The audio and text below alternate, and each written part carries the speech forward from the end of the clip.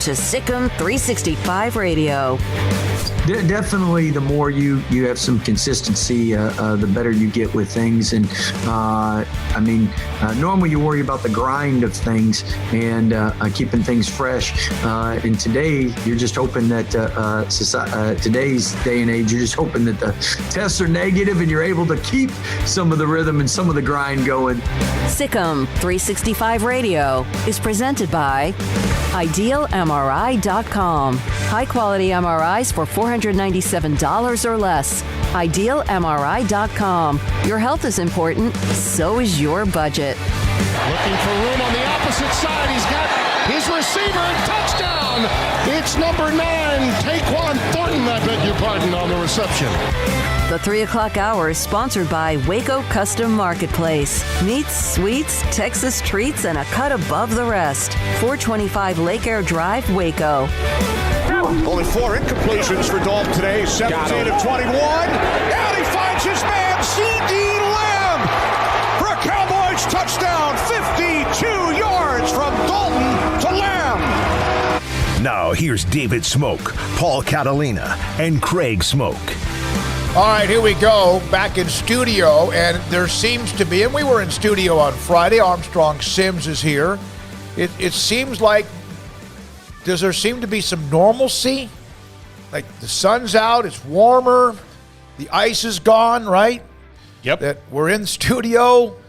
You kind of knew what you were going to do when you got up today, whenever that was. Is it weird to you guys that I stood outside my front door and taunted the last bit of ice that melted as it faded away the other day? Like, yeah, you're out now, sucker. Yep. Yeah, no, it was just nice to see. It was nice to see grass. And I would imagine with all the precipitation that we should probably have some pretty beautiful plants here in the next few weeks. Once the sun gets out a little bit, we get some sunshine on those plants and trees. I think we'll have some good blossoms out there. That's the one benefit, although we had to live through hell to get there. But, yeah, it's nice to see. It's nice to just be able to walk outside and not have to account for, all right, do I have enough warm clothes on? And, is the traffic okay? Are the roads okay? We don't have to worry about it. Just get in the car and go. And so, yeah, it was pretty nice. It wasn't the typical Texas where it freezes, ices, or even snows like on a morning, and then by the next day afternoon, it's all gone. This was truly an interesting winter. A lot of people were tested,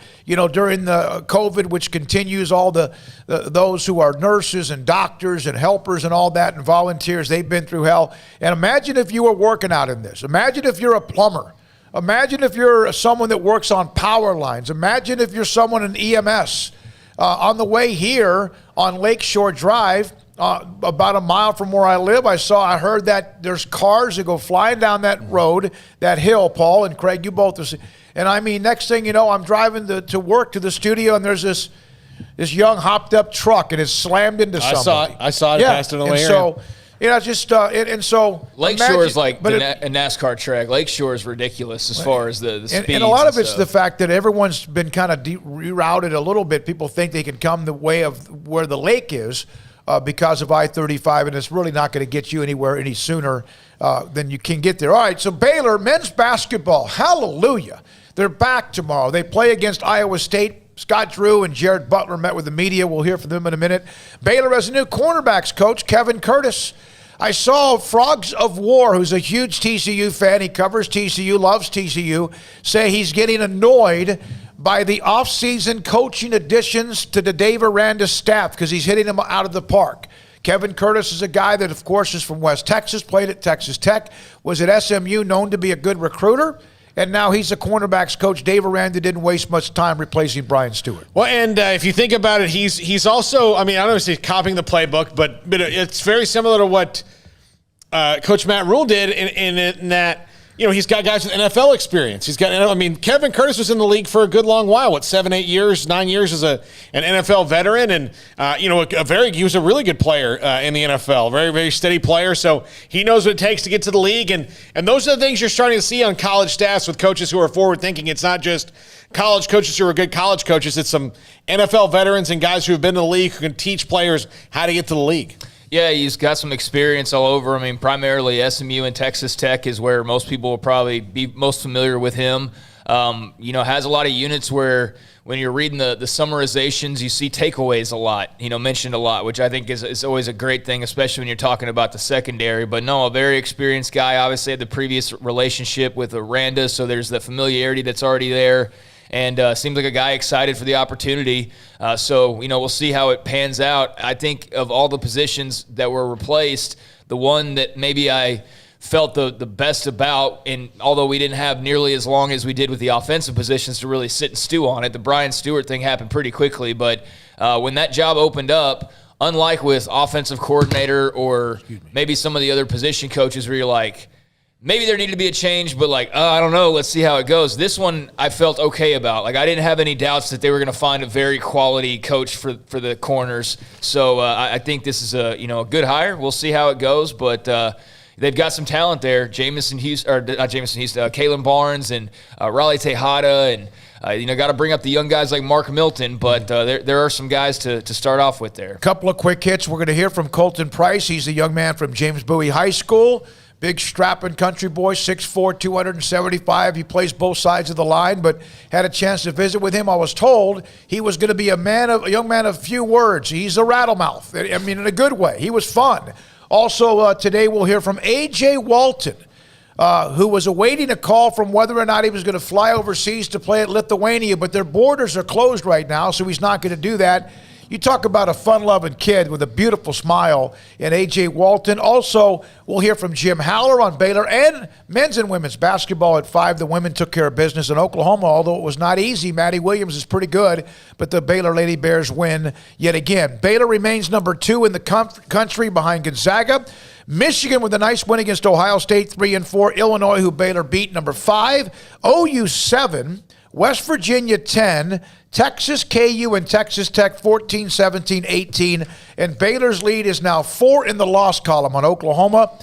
Kansas is Kansas. They beat Tech. 11-5, and they're on a nice little roll at 11-5. And Baylor will play them, we hope, based on the schedule on Saturday in Lawrence. Yeah, and almost saw West Virginia go down over the weekend, but they were able to sneak one out. That would have been good news for Baylor and Scott Drew, but unfortunately that didn't happen. Good news is they at least get to go out there and have an impact of their own on the remaining schedule and not have to just sit back and go like, hey, hope this team loses, hope this team wins. No, you can actually go out and have an impact on it. You could basically just put it away if you go 3-0 this week, which will not be easy. Iowa State tomorrow. Texas Tech plays Oklahoma State tonight in Stillwater. So that's where that is. Texas has had some of the most dramatic endings of games, both wins, and now most of them have been losses of late. Women are a game and a half up, actually 2 games up on West Virginia. They'll play West Virginia. I think it's at the end of the first weekend in March, but they play. Baylor will be at home Wednesday against Oklahoma State, who's in 3rd place. Baylor baseball, Paul, what was the last update we had? It was 5-2. They blew an 8-1 lead. It's now 5-3 in the top of the 6th Rio Grande Valley. They blew an 8-2 lead in the 7th inning. Now they're down in the 3rd game today down at UT Rio Grande Valley. It looks like they might lose 2 out of 3. And the Round Rock Classic coming up this weekend, they have A&M, Auburn, and Oklahoma. Back to back to back. That should be one heck of a test as well. And the SEC just beat up on the Big 12 a little bit this past weekend in the, what was it, the Shriners Classic? Yeah, up in Dallas, up in Arlington. I think that's what it was if I'm missing the name up. But, in that tournament, the SEC put a little bit of a whooping stick on the Big 12. Jay Stedman, he's the interim basketball coach at UT Rio Grande Valley. This is weird coincidence because I invited him on the show. They had a very popular coach in Lou Hill that passed away at the young age of 55. Jay Stedman, someone that I knew. He was an assistant coach at Tyler Junior College, has been at TCU. He's going to join us at 4:30 about taking over for a guy that in Lou Hill, if you heard and watched or read, a lot of the reactions from national members of the media and coaches was someone that a lot of people absolutely loved and appreciated. So Colton Price of James Bowie, I think you're going to like him if you have the opportunity to listen to him coming up. And then we'll also at 4 o'clock have A.J. Walton, Jim Haller part of the show, Jay Stedman a part of the show, and we'll also hear in a second from Scott Drew. Yeah, and Colton Price, for those that missed it, I mean, you kind of mentioned it there, but he did become commit number 3 over the last couple of days for Baylor, offensive lineman out of Bowie. As you mentioned, we'll hear from him, but there was another commit After that, with Red Oak tight end Kelsey Johnson, he committed over the weekend. So that's number 4 that came in. So they had back-to-back, basically. And then James Blanchard was on Twitter today and threw up another bear signal. So apparently there's a 5th commit that's in, but just has not revealed himself yet. Kelsey Johnson spoke to Grayson Grunhafer, as did Colton Price, and those stories are up in up-tempo today. Had Kelsey Johnson of Red Oak on their show. That podcast is available as well. Coming up next, 6'4", 275-pounder Colton Price, the latest or one of the newest commitments for Baylor, and he's not even the biggest guy in the house. That story and more with Colton Price next on SicEm365 Radio. Waco Custom Marketplace, Ryan Bauer and the Bauer family. Yeah, they had the tragedy earlier this year. They lost their father, David, and it was awful what happened. But, you know, I was there the other day, went to the store the other day. Brian was there. It was right kind of about the time that the cold weather was getting here.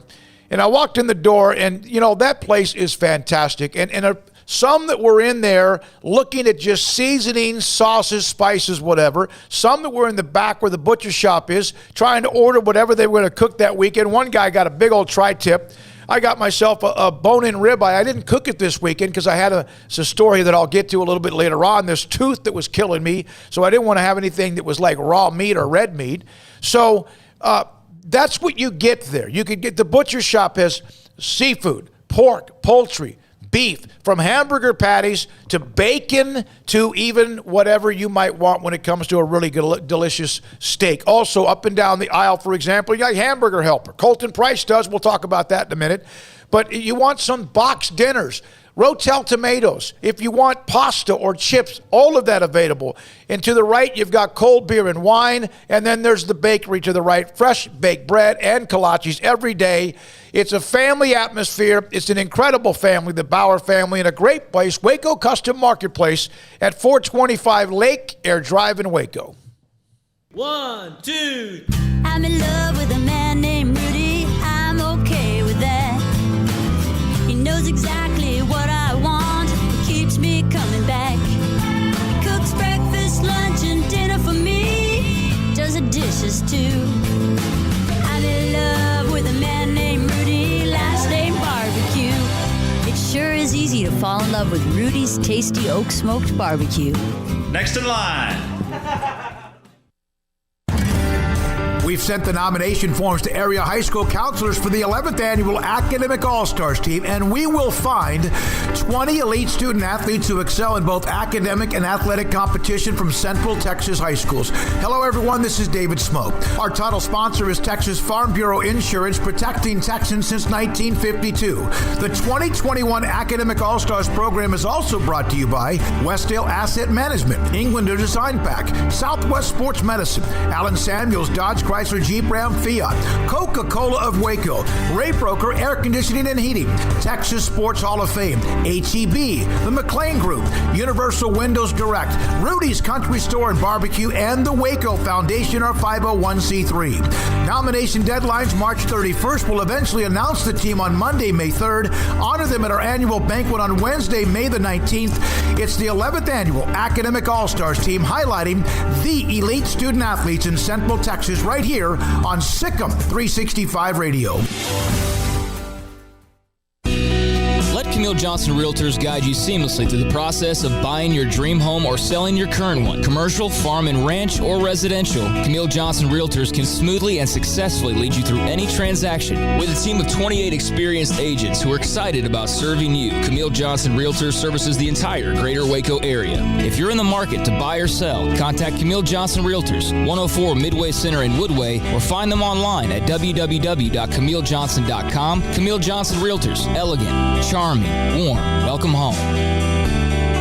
Are you ready to say big on a new 2020 Chrysler 300 Touring? A car with superior craftsmanship and quality. During the President's Day event at Allen Samuels, say big and drive a new 2020 Chrysler 300 Touring with special values of $7,250 or 0% for 72 months and $2,000 in combo cash right now. Visit the customer award-winning Allen Samuels located at 201 West Loop 340 in Waco to see the incredible 2020 Chrysler 300 Touring. It's the best President's Day event going on now at Allen Samuels, your friend in the car business. See dealer for details. All offers have credit requirements. It takes time to reach goals. It's a truth that applies to more than sports. It goes for your financial goals as well. You work hard for your money, and you deserve an investment strategy that lines up with your game plan. And Tom Albers, your Edward Jones financial advisor, can help. If your financial investments aren't putting forth the effort you desire, stop by today for a financial review. Tom Albers, 4301 Lakeshore Drive, 254-776-7605. Edward Jones, member SIPC. At Ideal MRI, we feel blessed to be a part of the Waco community. We're a small family business right here in Central Texas, and our goal is to bring down the cost of healthcare while maintaining high quality. At times like this, the cost of healthcare has never been more important, and unfortunately, significant illnesses and injuries still occur. That's why Ideal MRI is open and here to serve you through the difficult time. We offer premium MRIs just like a hospital with state-of-the-art technology and specialists, but you'll pay less.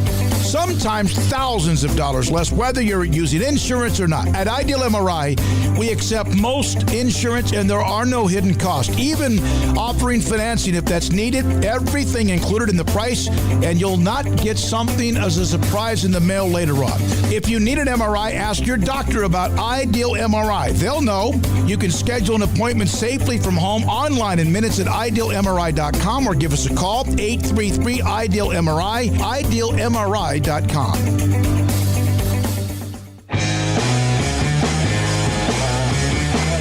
Welcome back to SicEm365 Radio. Have you downloaded the SicEm365 Radio app? Do it today on the App Store and Google Play. Colton Price, Bowie High School, committed to Baylor over the weekend. A couple of different commitments for Dave Aranda and company, and Colton joins us, David Smoak, on SicEm365 Radio. So, the easiest thing, the question would be, why Baylor? I've kind of read a couple of things. I know you've talked to Grayson as well with our site, SicEm365.com, but it seems like you've kind of been under the radar. And is that one of the things that attracted you to Baylor, is that they found you maybe before anyone else did? Yes, that's a big thing. I've always wanted to go to Baylor, and that's a really big thing because I come from a small school, and I really never thought of a D1 school looking at me. That's always been my dream, but I think it's pretty cool that someone looked at me like Baylor and it has a good program, and I'm like, why not? They're going to get me to my dream, so why not? Who was the first person on staff or at Baylor to call you or contact you? James Blanchard. Yep. Yeah, I'm not saying you're a diamond in the rough, but in a way that's kind of a compliment because it's kind of what we just described, though. So what did James, how did that kind of take me through that conversation and however it went? Well, he contacted me through another recruiter because he posted me. And so James talked to me, and ever since, just kept on talking to me, and he felt like family to me. Ever since, every day he'd text me every single day, wondering how I'm doing, seeing what I'm doing. I'm like, that's pretty cool. I'd never felt a coach be so real.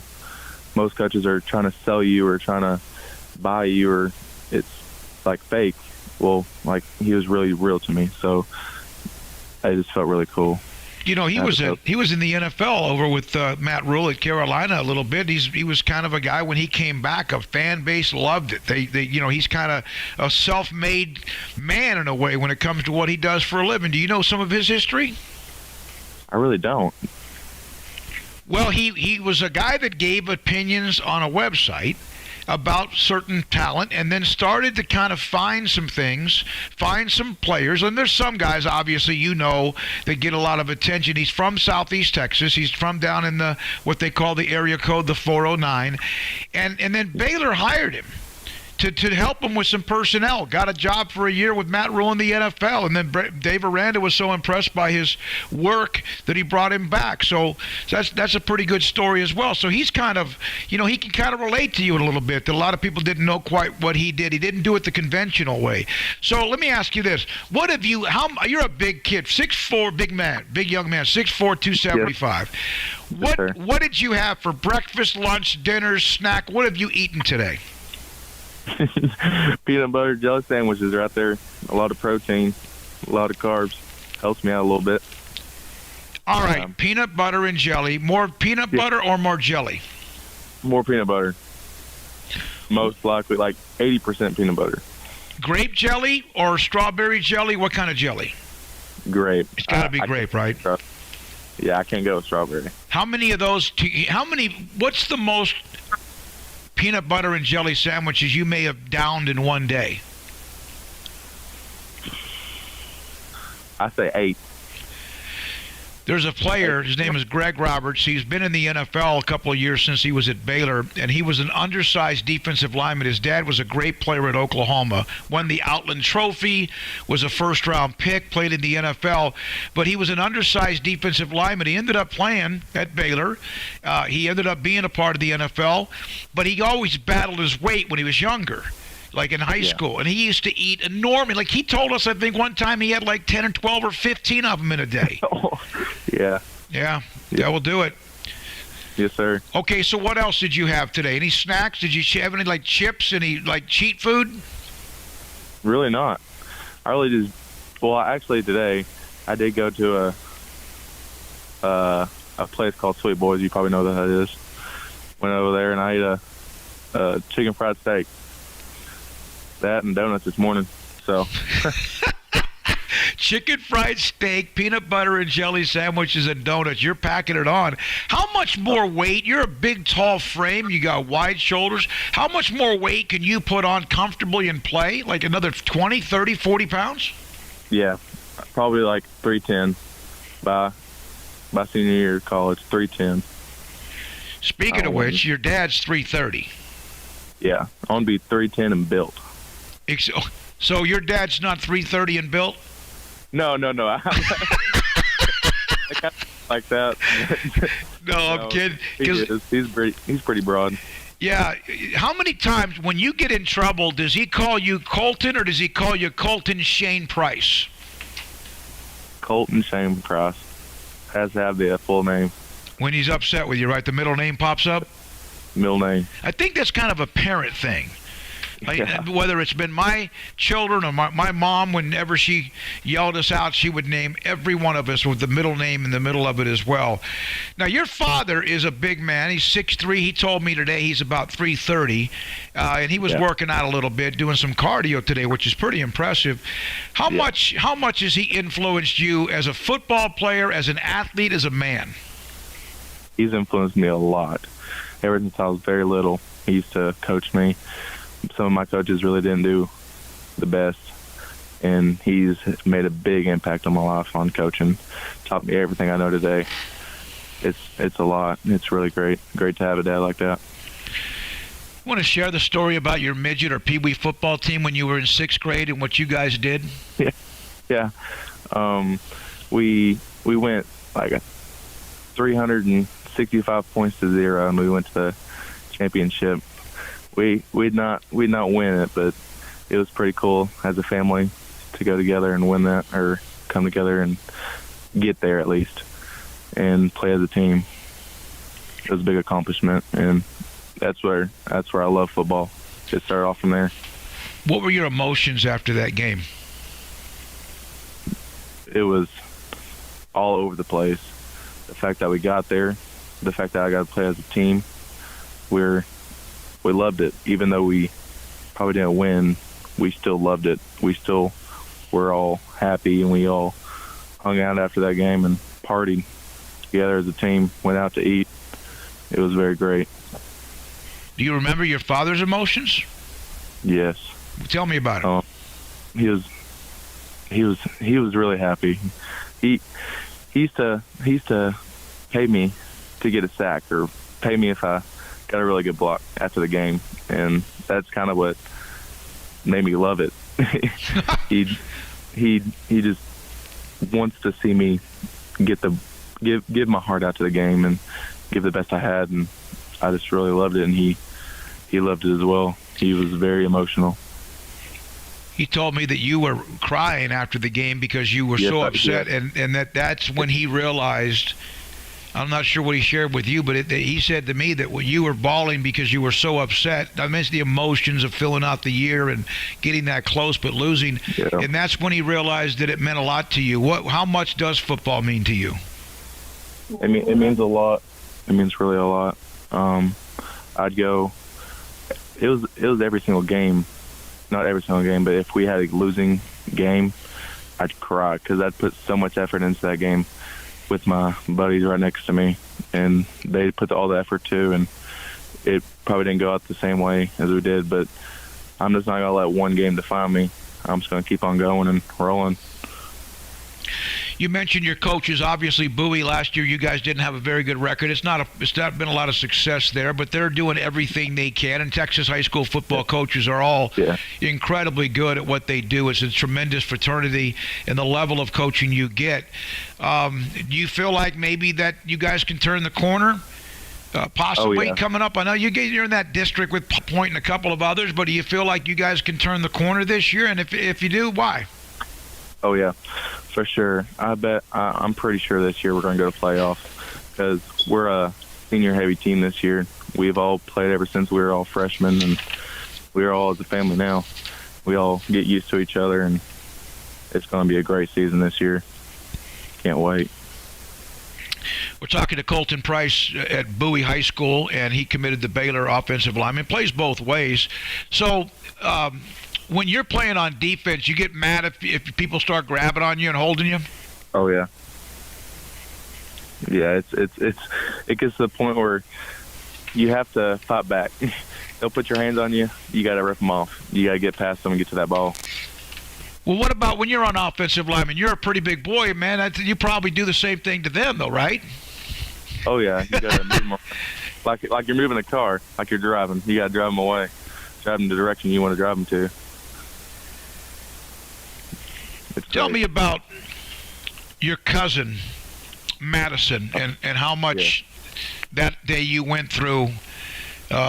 She apparently was hit by a truck. Awful story. I don't want to bring it up because of that, but that's a moment where you had a game that same day or that night. What was that day like? What did you learn about yourself and life that day? I really realized I was really close. That day when that happened, I was very heartbroken. I had a game that day, and it just meant a lot. I asked my dad, I was like, "Hey, Dad, can I play?" And he's like, "That ain't stopping me." And I was like, "I'm going to play for Madison." And it's been that ever since. Every single time I have a game, I think of her. Just getting me to that game. Learned about life, huh? Sure. What you love can be taken away from you quickly, or even the game. Have you ever had football taken away from you? I have. It's hard. Whenever I was in junior high, I failed a class, and my dad took that game away from me, and it was heartbroken. It made me realize, wow, I have to try way harder in school. School comes first, and so I really understand that.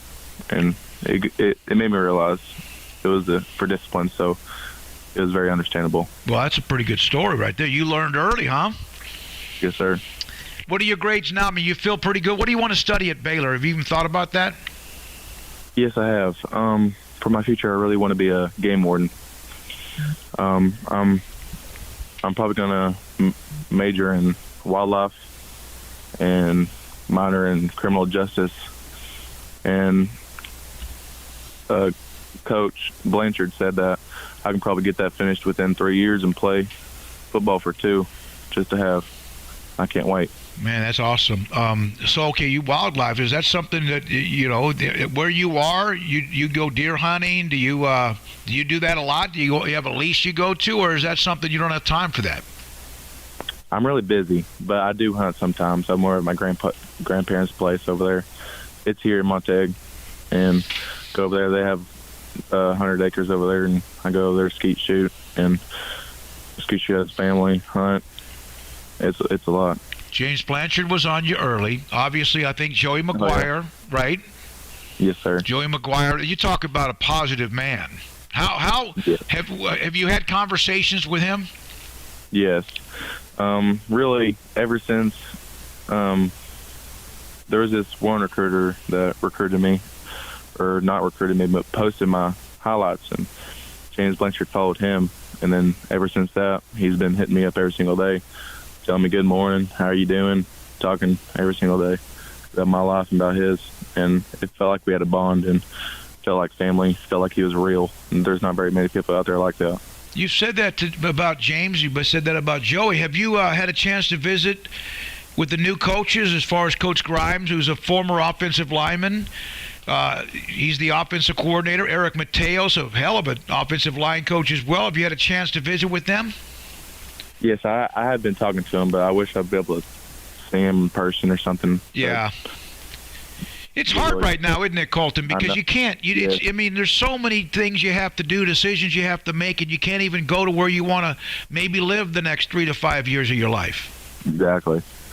It's a big impact. But the way they've been talking and the way the team is telling me, I really don't care where I'll be. But as long as they're going to get me to my future, and I'm okay with that because they feel like family to me. Did you know that they were at Brigham Young last year? Coach Mateos had a guy Christensen, who's like going to be a first-round pick, and obviously Brigham Young had the heck of a team. Did you do some of the homework on what they've done? I have not, but I did hear about that. Yeah. And I hope that's going to happen to me one day, and I hope I get myself and them help me out with getting there. So, what do you like more, taco casserole or hamburger helper?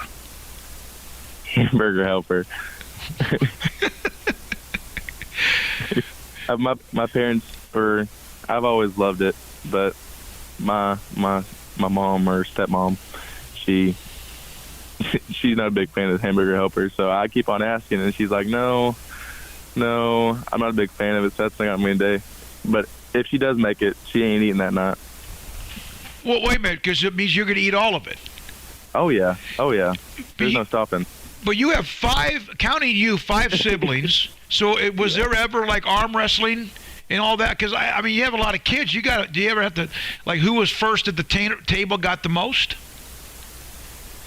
The girls went first.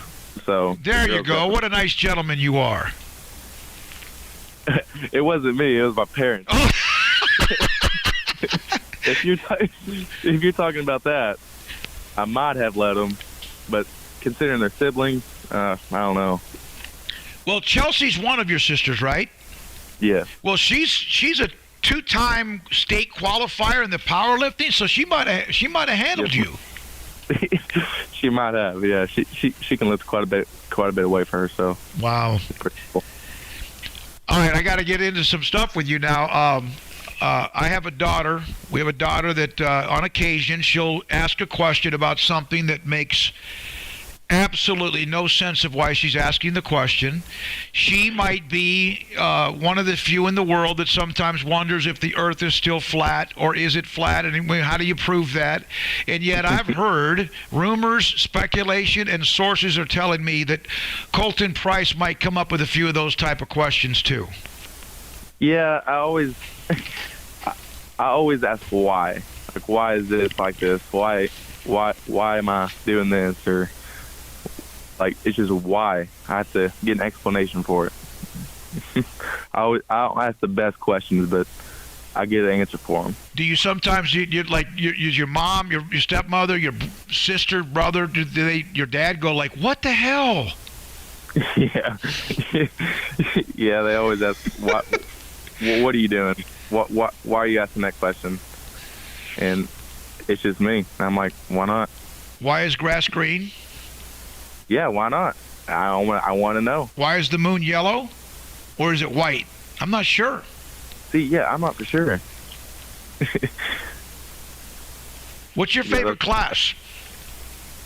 In school? Yeah. Let's see. I'd probably say a student aid. I'm a student aid for a teacher. Student aid's not a class. You get credit for that, but that's not a class now, Colton. Okay. Now, come on. Okay. Now, you're getting ready to go to Baylor, man. You need to tune that up. If you're gonna, I say history. Okay. All right. Well, there's a lot of evidence with history. History is written through evidence, right? Yeah. Okay. Yes. The reason I like it because I get a bond with a teacher. Yeah. Because if you really don't have that close of a bond with a teacher, you're like, oh, I'm not ready to go to that class. Even if you do like that subject, you're like, oh, I'm not ready. But every day I'm like, I'm ready to go to ready to go to U.S. history because I want to talk to that teacher and I want to learn some new stuff. If you're a student aide, that means that means a lot of people trust you, because that means you get to kind of roam the hallways and go get people, or get to sit around. Oh, yeah. That means you're kind of like the teacher's pet favorite, right? Yes, it's my coach actually. My coach teaches. My coach. Well, of course he does, right? What are you better at throwing, the discus or the shot? Shot put. Is that because of form or what? I'm actually started a new form this year. I'm thinking about spinning. I'm usually not used to spinning, but I'm thinking about spinning this year. And form does get you a long way. Well, how do you throw the disc? I thought you had to spin with the physics and the velocity and the twisting and all the torque. With discus, it's you spin. Yeah. I'm pretty good at discus. So I've always done discus since I was a freshman, but it hasn't been my favorite, and so I didn't do it. And plus, my sophomore year, we never did it because due to COVID, we didn't do track. Oh, okay. So we missed out a year on that, and so hopefully coming this junior year track, I'm gonna do all right. Colton Price with us. A couple more questions. Committed to Baylor from Bowie High School. What's the closest city to Bowie? Nocona. Okay, that's where they have the boots, right? Yeah. I just saw a story about Nocona. They do that story that's like on the weekends where they talk about various parts of Texas and traditions. And I just saw, actually, believe it or not, I saw a story about Nocona boots and the building of what they've kind of renovated that as well. All right, you're a youth church group, right? Do you do that? Yes. How important is the fact that Baylor is a Christian school to you? What does that mean to you? How did that come into play? That is one of the reasons why I went to Baylor, is because they are a Christian school and that I get to learn farther on about God and the Christ and share the gospel. Everything's a part of the plan, right? Everything's a part of being well-rounded. You sound like you're pretty well-rounded. All right, now, last thing. You and your father, I mentioned, he's a big man and you're a big young man. Yeah. You ever boat up on him? Maybe. Well, I've done it before, and from now on, I won't do it again. Well, tell me about the thing. What did he do the last time you got a little bit frisky? Well, there was one time where he was over at his friend's house, and I went over to him, and I bowed up to him, and he turned around, and he got scared or something, and I pushed him or something, and he turned around, hit me in my chest, and I flew over a bench, and I was like, yeah, not doing that again. I couldn't breathe for like 2 minutes, and then he felt bad, and I was like, it's okay. I understand. I'm not doing it again. Hey, don't do it again. Don't do it again. No, he told me. He said that you could tell. Oh, man, it's been a lot of fun. You were so nervous about this interview. I know you also talked to Grayson. There'll be a long feature on you, and a lot of people are excited. Of course, Baylor fans are excited. It kind of helps kickstart more into the class of 2022. Enjoy what you're doing. Did you have fun with the ice and the snow? No, not really. What? I really didn't go outside during the ice. I did, but I was working. Yeah. Oh, you wait a minute. You were at, don't tell me, I wrote this down as well. Were you at some sort of a scrap iron business or something? Recently, not. Recently I wasn't, but during the summer, after I worked, that's kind of the reason I kind of got bigger, is because they'd have me picking up metal, like 100-pound pieces of metal, like every single metal. Just picking it up, throwing it off a trailer or something, picking it up, throwing it off, and that helped me a lot. But recently I was working at a grocery store, but it's okay. You ever bag groceries where you wanted it, like, okay, I want those donuts, I want that steak, No. I want a bag of pretzels? The steak maybe. Yeah. But yeah, I'll go through the aisles and I'm like, I hate this. It gets so tiring looking at it. You're like, oh no. Man, the grocery stores got hammered too with the lack of stock in the shelves. Some of them looked like had been like a bomb gone off. There was nothing in a lot of the shelves no one could get anything to the stores. Hey, Colton, thank you, man. This has been a lot of fun. I've enjoyed it. Hope you have as well. Good luck with what you're doing the rest of the semester. I know you got a long way to go. Good luck with track and powerlifting. Is that going on right now? Yes, sir. I have to meet this. Powerlifting, then the discus and the shot, and getting your school right. Thanks for your time. Enjoy it, and have a great day. We appreciate it. Yes, sir. Thank you. Colton Price of Bowie High School. David Smoak, SicEm365 Radio. Impact Health Labs. Look, if you need mass COVID testing, and it's a fact of life right now in America that your company, your school, church, somebody might need it. Remember this website, impacthealthlabs.com. Let me tell you the backstory of Impact Health Labs. This is a company founded by 3 military medically trained professionals, and they wanted to set up testing that was efficient, on-site, and quick. And how do you do that? Well, they come to your place. They do the testing on site. It's low cost to you because they accept most major forms of insurance, and you'll get the test back in 24 hours. So no waiting for tests. If any of you have had a COVID test at your doctor, I've got to have some people have to have a procedure. My mom had to have a procedure. She went and got a COVID test, and then basically she didn't hear anything back until the place she was having the surgery called and said, okay, you're good to go. So sometimes you can sit there and wait and find out if you're negative or not for more than a week. Well, you're going to know within 24 hours and what you have to do to get your staff ready if you have to, send everybody back home again. ImpactHealthLabs.com is the website. So go there, schedule your testing, ImpactHealthLabs.com. At Baylor University, students find their place to shine. They're faithful friends and inspirational leaders. They're championship teammates and independent thinkers. They're on the cutting edge of high tech and in the halls of history. If you want to make the world a brighter place, you can. And if you want to shine in your own way, you can. The spark you need is already inside you. Bring it to Baylor, where lights shine bright. Did you know that 1 out of every 4 men have symptomatic low levels of testosterone and don't even know it? And if you think you're too young to worry about it, guess again. Low T levels can make you feel tired and grumpy, cause weight gain, and wreak havoc on your sexual desire and performance. Petty Clinic Low T can set up same-day blood screening and results, so if you're tired of being tired, I challenge you to man up and Google search Low T Waco or go online pettycliniclowt.com. It's a private clinic with an atmosphere catering to men.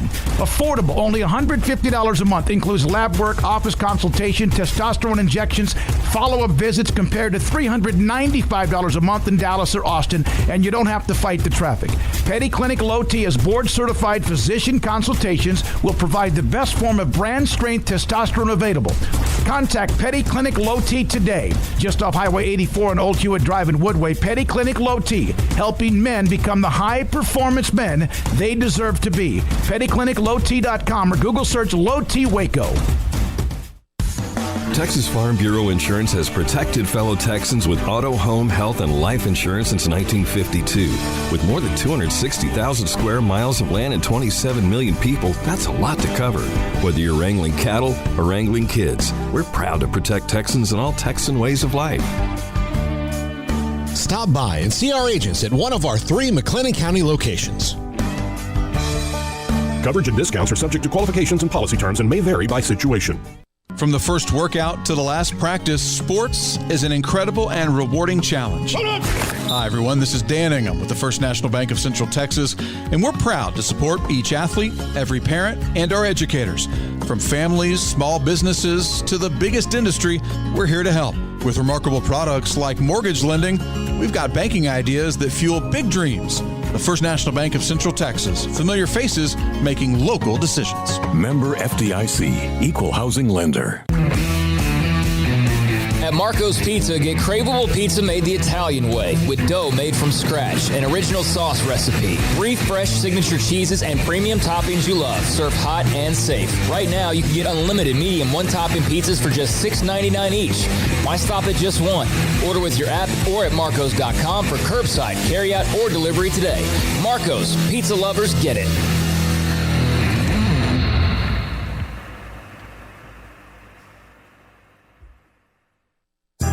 Riverbend Liquor and Wine has their easy-to-access drive-thru open and convenient and clean in-store location on the corner of Lakeshore Drive and North 19th Street in Waco. Riverbend Liquor has the best and most extensive variety of craft beer selections in Waco, and Balcones whiskey, including single malt, pot still, baby blue, rye, brimstone, and the all-new lineage in stock. Riverbend Liquor and Wine, family-owned and operated, and a hidden gem in Waco on Lakeshore Drive at 19th Street. And find out more on Facebook and Instagram.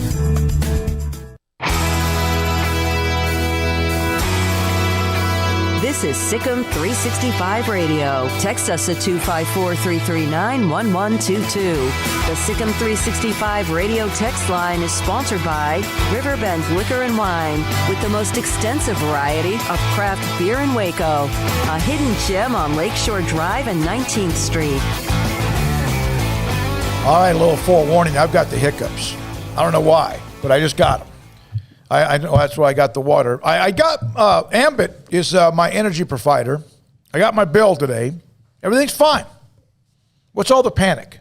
Well, I mean, there's panic legitimately. I mean, just because something doesn't happen to you doesn't mean that it doesn't happen to other people, Smokey. I never lost power, never lost anything, so wouldn't you think that my electric bill would be, like, ridiculously high, although it's always locked in between 120 and it may be the worst of winter, 200 or summer. So what's happened is some people are with services that use kind of different methods to deliver the energy, and because of that, their usage went through the, well, allegedly went through the roof, and are getting $5,000 energy bill. So yes, there is a panic because people were getting screwed. But if they used what, have you gotten yours yet? Or yours tied into where you are? No, mine just got paid from last month, so mine won't roll over till this next month. But it's already, like, I get an email saying, "Hey, here's your projected cost," every single week. And the recent one I got yesterday was estimating double my monthly bill, even though I haven't even been there.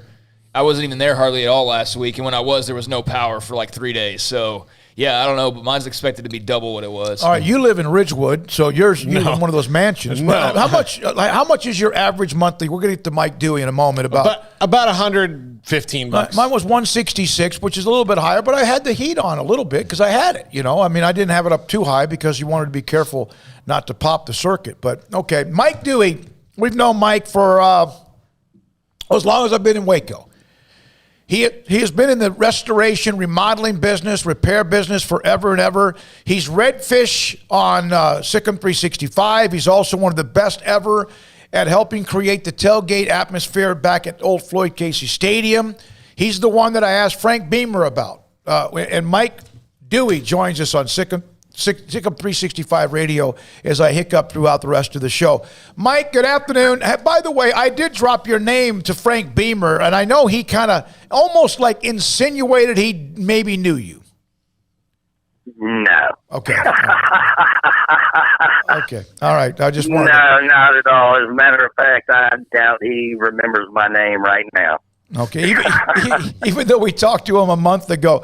All right, so you are in the remodeling, repair. You've been doing this forever, this renovation type of stuff. What has the last week been like for you, even though now it's sunny and it's nice and warm and things are better? Well, I mean, it's been hectic, but it's been hectic for everybody. I mean, the plumbers are all slammed, and just finding supplies is a tough go at the moment.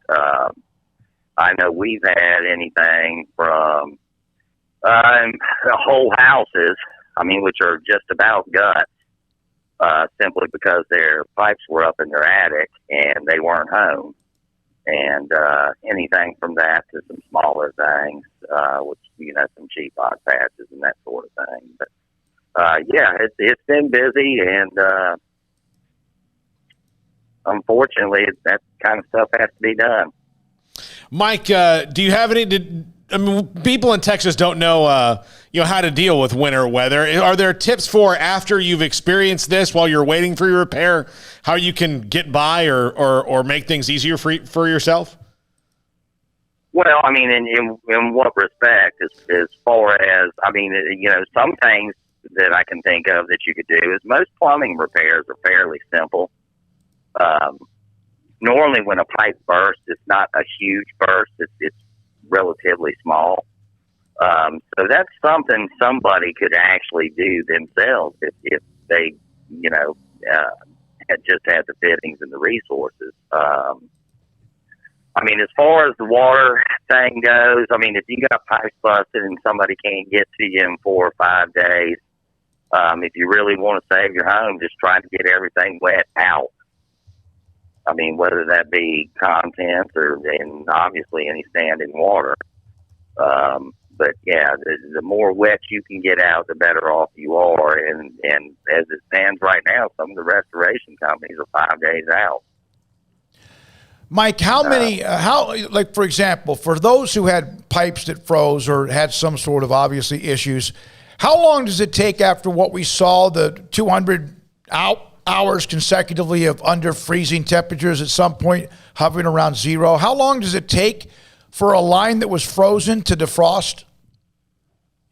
Well, I mean, okay, so there's a few conditions with that. Anything in the sun is going to defrost pretty quick once it gets, once you're above 50 degrees especially, and you're in sun, then yeah, that's going to thaw out pretty quickly. The things that don't thaw out quickly are like pier and beam houses where the pipes are underneath. Yep. But still, as long as the temperatures are up, my belief is, and my experience is, that if you've been 3 days without an issue, you're not going to have an issue. Above freezing temperatures. Mike, what's the worst thing you've seen so far? Here in Waco? Yeah. Oh, a house that had, what happened is the folks lost power, and they went to a hotel for 2 days and didn't cut their water off. And they came back home to a house that pipe had busted in several places in the attic, and it flooded the whole house. Every piece of ceiling, drywall dropped, insulation, all that good stuff. So, I mean, we're actually still doing the demo right now, and that's been Saturday, Sunday, and today. So, yeah, that's a 2,460 square foot house. That they pretty much, and I mean, when the water comes from above, it gets every, I mean, their cabinets are ruined. It's like a complete gut. I saw some videos of ceiling fans that were basically sprinkler systems. Mm-hmm. Every globe, when we went to go to start doing our items to get the electrical on, every globe in the house was full of water. Every single one of them. So, yeah, it took a while just to get the power back on where we could run equipment and get them going again. But, yeah, I mean, that's probably a thing right there. If they had just cut the water off, they're probably not going to have a problem to begin with. But now they come back to, this is probably $125,000 loss. So, I mean, obviously insurance. They have insurance, so it takes care of it. But still, it's just the inconvenience of it. Because that's 2 months they're going to be out of their house for sure. And, just bad stuff. Mike Dewey, again with Dewey's Remodel and Repair with us on SicEm365 Radio, a great friend of the website, great friend of ours, and a huge Baylor fan as well. Mike, for example, this may not happen again for 30 years, but let's go to the fundamentals again. Next time that it gets to the point where it was going to be like it was, what are the 3 or 4 fundamentals that people need to make sure they do before it's too late? Okay. So the big one is know where your cutoff is at.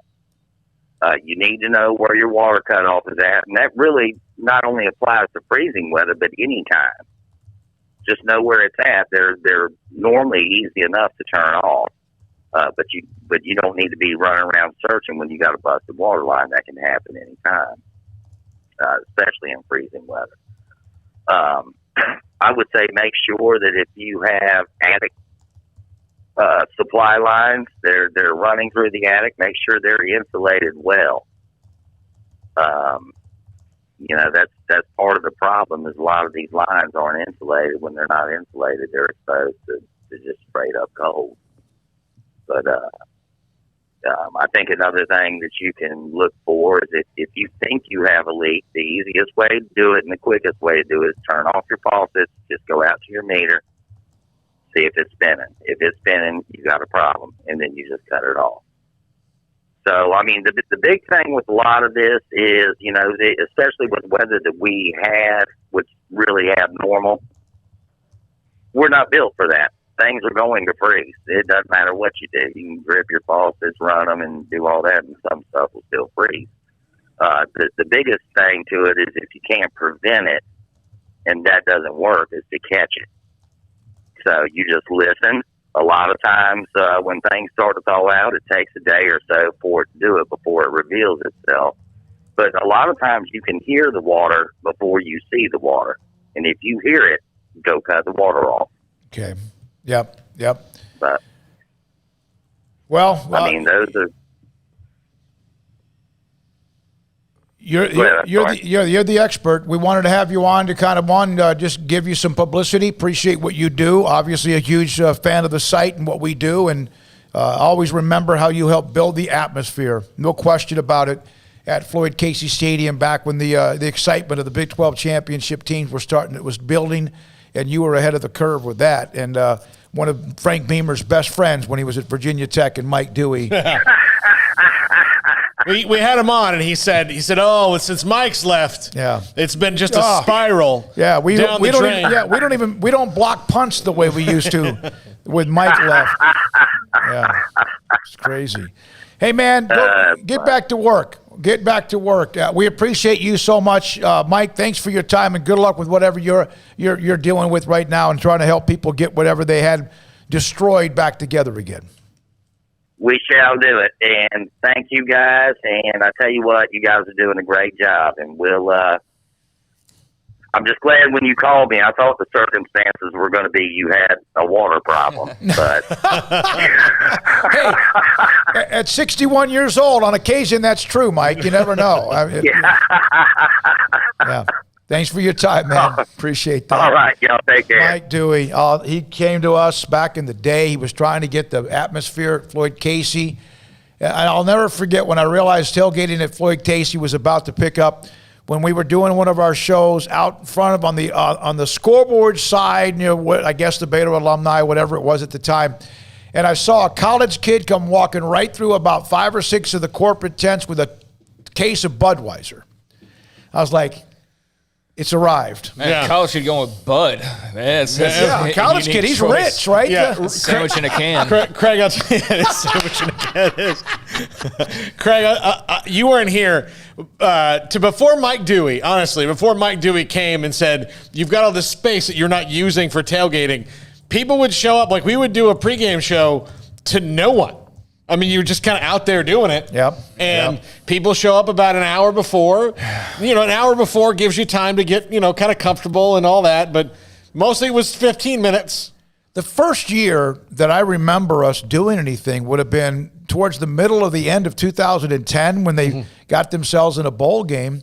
I remember just covering them. In 2011, RG3, of course, had the great run, and he won the Heisman. But that was the year that, you could see it picking up. But then it was, of course, even 12, although they started poorly, but 13 and 14. Obviously, they eventually won the Big 12 title in 14 as well. That was, when did McLean Stadium open up? 14, right? 14. It was 14 because it was 61-58, 14, the win against TCU that was so controversial about who was, and they both ended up splitting that Big 12 title. All right, Paul, update on Baylor baseball? It is bottom of the 8th, no outs, and Rio Grande Valley leads Baylor 6-4. 6-4, looks like unless Baylor can come up with something, and that offense has struggled a little bit. Looks like they could drop 2 out of 3 in their opening series down at Rio Grande Valley. Speaking of Rio Grande Valley, their head basketball coach, their interim coach, Jay Stepman, will join us today at 4:30. Takes over in a tough situation when Lou Hill passed away.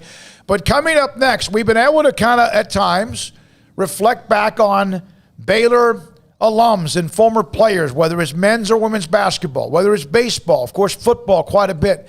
Last week we had Brady Heslip. He was fantastic. This week, and coming up in the next segment, former Baylor guard A.J. Walton. He was not the perfect offensive player when it comes to scoring, but he wasn't expected to be. He was also maybe someone at times was underappreciated. He played really good defense. He wasn't flawless with the basketball. No, but he was the kind of the engine of the team that stirs the drink. Not Tweety Carter, and obviously not Davion Mitchell, but not Kenny Cherry. AJ might have started the era of, all right, this guy's not complaining. Like, he's not complaining. He brings that up, too. He's not complaining. So how dare you complain? Yeah. Because he's not. Yeah. So. Is that whose phone is that? It's mine. Who do you think it is? No, that's the one where I'm supposed to text my dentist, and I'm going to do that and then have a story about Dr. Steve Childress and Stonewood Dental a little bit later on. That's not my ring. I don't understand that. This is SicEm365 Radio. All right, so Ideal MRI is a place that can help you save a bunch of money. So first of all, that hopefully gets your attention. You don't go there, unless you have pain. You don't go to Ideal MRI unless you have something that hurts a lot, something that might be either broken, torn, shredded, detached, whatever. So if you have something, an injury you suffer, whatever the reason for it, and it just needs to be a deeper look, and your doctor goes, we need to do an MRI. An MRI. That means they need to figure out something, what else is going on inside of you that hurts so much because of the point where you can't even function, you can't even do much at all, you can't sleep, and you don't even want to eat, and you probably can't work really all that quality level either. Ideal MRI can save you hundreds and maybe thousands of dollars on your MRI. They're located in the Central Texas Marketplace, just off of I-35 right there on 340 and 6 in Waco. Dr. Rob Maxey, the doctor, and his great staff can help you save hundreds, maybe thousands, because average MRI is $1,100. Their cost for an MRI, if you don't take advantage of this, you're not paying attention or you just made money. It's $497. Their highest cost is $497. The average is more than twice that. And they'll also help you with insurance to maybe even alleviate that price a little bit as well. IdealMRI.com. I've been there. They did something with my shoulder, and they found exactly what probably we knew going in, but they confirmed it with evidence. Dr. Maxey got the MRI, sent it to me, talked me through it, and then I sent it to Dr. David Haynes, my orthopedic surgeon, for my shoulder. It's an amazing place, and it saves you money. So when your doctor says you need an MRI, you need to ask them, and you need to tell them about IdealMRI.com. Southwest Sports Medicine and Orthopedics, the team physician of Baylor Athletics. Our doctors specialize in the diagnosis and treatment of any and all sports-related injuries. Celebrating over a decade of service in Central Texas, our doctors are equipped to handle a wide range of issues, whether it's your foot or ankle, orthopedic spine care, your hand or wrist, knee and shoulder pain, or if you're in need of our arthritis or total joint clinic. Come see us at the new Baylor Scott and White Ted and Sue Getterman Sports and Orthopedic Center. Trust the doctors at Baylor Trust, Southwest Sports Medicine and Orthopedics. Our goal is to get you back in the game. Learning to navigate life in the COVID-19 world has been a struggle, and where and how to get tested has been one of the biggest challenges. Impact Health Labs has your answer. If you need mass testing for your office, church, dormitory, or school, Impact Health Labs is who to call. They will come to you, conduct the testing at your location, and have the test back within 24 hours. Most major insurance accepted, meaning your out-of-pocket cost is low. So no more waiting by the phone for days to find out the results. Impact Health Labs was founded by 3 Army licensed and credentialed medical professionals professionals. They believe in accuracy, efficiency, and doing the job right. Call 254-744-6233 to set up your group screening today. Impact Health Labs, on-site, prompt, and accurate, taking COVID-19 head-on. Again, that number is 254-744-6233 or online at impacthealthlabs.com. Waco's newest gym, Halo Athletic Center, 5725 Bagby Avenue, right behind Region 12 and across the highway from the Central Texas Marketplace, where motivation, inspiration, and hard work are the driving force. State-of-the-art equipment, indoor and outdoor track, locker rooms, showers, yoga and bar classes by Duality Yoga, Bod Pod potty composition analysis, and registered dietitians, all under one roof, where we rise above. Come join the Halo Athletic Center and be a part of the change. Your change. Car has the trucks, man. They have the one for you. Crew cab, short or long bed, silver, black or blue. Texas size selection, great prices too. Richard Carr, he has the truck for you. Carr has the trucks, man. He has the truck you need. If you want the best truck, you want a GMC. Texas size selection, great prices too. Richard Carr, they have the truck for you. Do you or your kids get nervous about going to the dentist? Stonewood Dental, Dr. Steve Childress, he can help. I've spent a career taking care of patients who as children had bad experiences, and now they're adults that hate going to the dentist. If I get a kid at 3 years old and they come every 6 months and it's a happy experience, it's normal for them. Now they have an accident at 6 or 7 or 8 at school. Now they have a broken tooth or a trauma, and they have to come here. They're used to lights, they're used to water in their mouth, they're used to experience, they already trust us. It's amazing what we can do with that kid without it being a negative thing. But if I see a 6 or 7 or 8 year old that's never been to the dentist, and now they have a trauma or an unfortunate unexpected toothache, it's harder to do that for that kid and it not be somewhat of a negative experience. So bottom line is I try to teach kids and adults and teenagers and everybody the way I'd want my family treated, which is where it's a necessary part of life. You just take care of it. It doesn't have to be that big a deal. Learn more, stonewood-dental.com. Welcome back to SicEm365 Radio. Vital on the glass, Thumba on the glass, and it's a great start for the Bears. The 4 o'clock hour is sponsored by Boozer's Jewelers, the wedding ring store, specializing in custom jewelry and repair, all in-house. Now here's David Smoak, Paul Catalina, and Craig Smoak. Former Baylor point guard A.J. Walton joins us on SicEm365 Radio. David Smoak with A.J. Walton. We've been able to take a trip down memory lane, reminisce a little bit, some great memories and growing up, life and all that. And A.J. Walton joins me now from Arkansas. Of course, he was Mr. Basketball at Arkansas. Everyone knows the story, won a state title. And, of course, he was a hell of a player at Baylor as well. A.J., great to hear from you. So you right now, I know you're waiting on word to go overseas to maybe play in Lithuania. You've done the overseas tour many times. Is it something that you feel pretty good about? Yes, sir. It's really a blessing to still do what I love to do and get paid to do it. It's like I'm really living my dream. I've been going on 8 years now since I graduated Baylor in 2013. I've been playing and still in love with it. I don't know if that makes me feel older or that means you're getting older, right? I mean, one or the other. I think both, right? I mean, you're 30 years old now, right?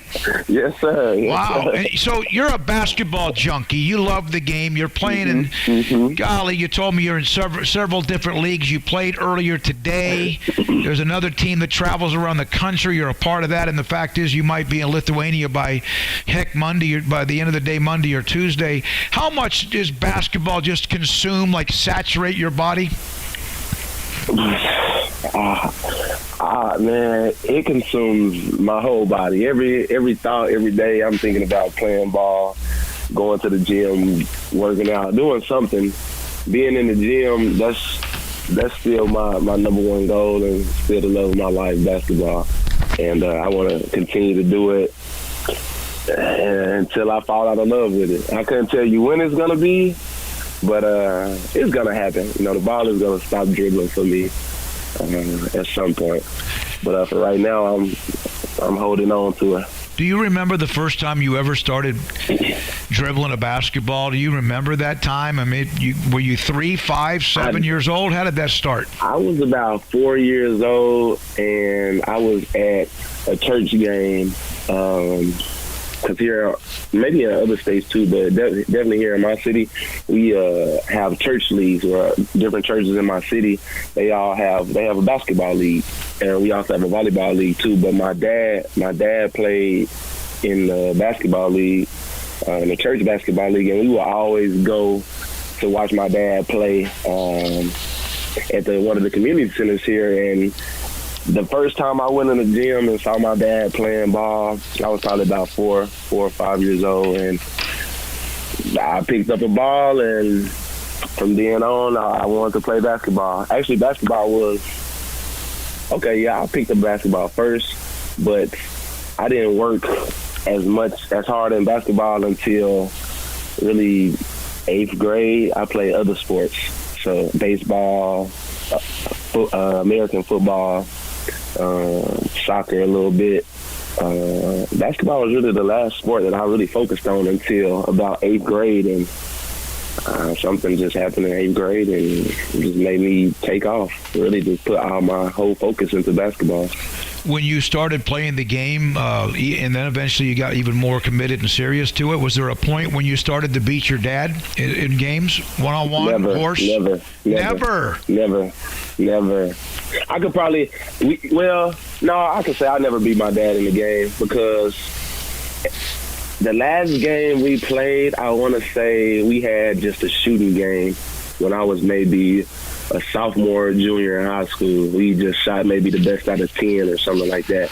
And we haven't played since then. He won't play me. 'Cause I think I would get the best of him.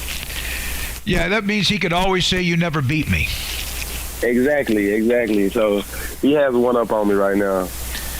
AJ, you are always such you guys won a bunch of games when you were there. I know Mark Vidal just passed the record you had set at Baylor for most wins in the Big 12. Did you have a chance to reach out to him? First, congrats to the young fella. We talk occasionally, periodically. I try to keep in touch with Baylor staff and some of the Baylor guys that would come around when I was there and that are there now. So we communicate. I knew it was going to be broken. If not this year, then for sure next year. And records are meant to be broken. And I'm very proud of him and what he's achieved and what Coach Drew and the Baylor guys have achieved. And I hope they continue to break records. How much do you get to watch them and how good they were last year before they got shut down? And then, of course, right now they're on a tremendous run. They had the pause. They're supposed to start playing again Tuesday after a long break. Iowa State's on Tuesday. And just watching them play, and do you feel like, and I've asked other players who were the last 10 or 15 years or when Coach Drew arrived, 15 years ago or so, that he kind of helped set the table for this success? Yes, sir. I try to keep up with them as much as possible. Even when I'm in Europe, I'm finding different websites to stream the games, and definitely, especially last year, I had a rookie who had just finished at UNLV. His name was Chris Clyburn, and we would just watch college basketball all the time. And I don't know if he had some friends at Baylor, but we would always watch Baylor. Like every game we could find, we would watch them. And even now, while I'm home, I've visited Baylor a few times since I've been home, and I try to catch as many games as I can. I want to actually go to the Farrell Center and catch a game because I think they're allowing about 60% attendance. Yeah, it's somewhere between. It's actually about 20 or 25%. But I got a feeling if A.J. Walton wanted to come to the game, I don't think that'd be a problem. Now, you might be headed overseas, so that might be tough to do. Yeah.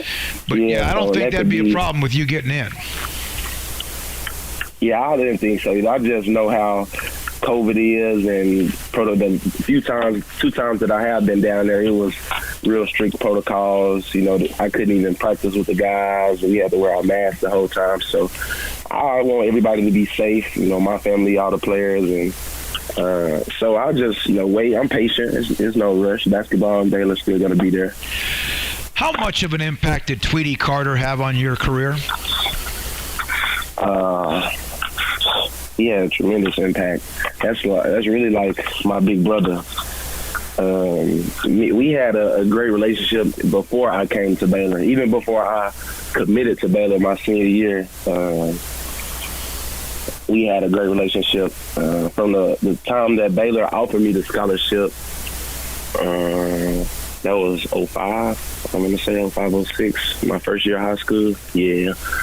And he took me under his wing. Every time I would come down to Baylor, I really was a big head. Like, I had a big head coming out of high school.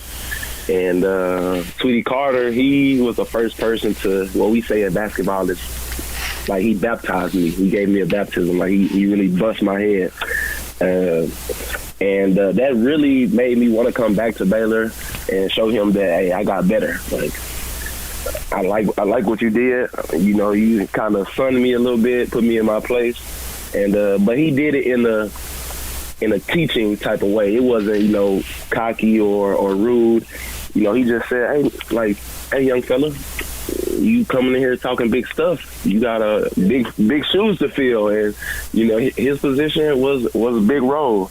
And he really groomed me. Even to this day, me and Tweety Carter talk probably every other day. Literally, we talk every other day. He's actually in Portugal right now, and we still talk every other day. And last year we talked more because he actually played in Poland.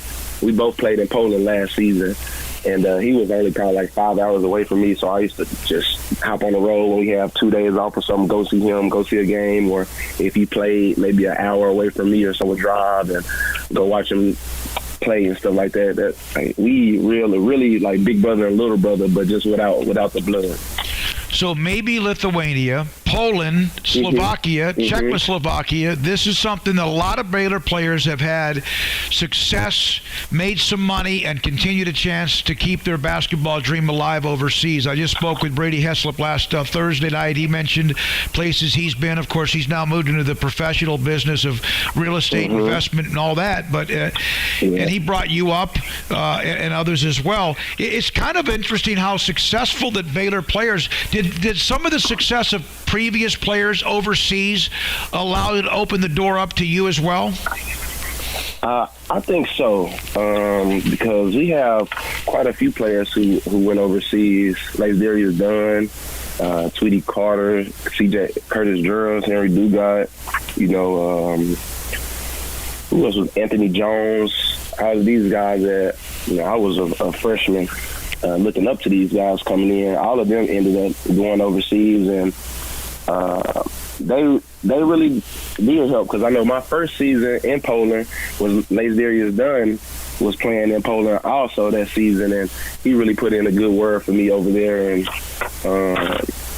we really like a family still. Even when we left Baylor, we leave Baylor, we still act like a family outside of that.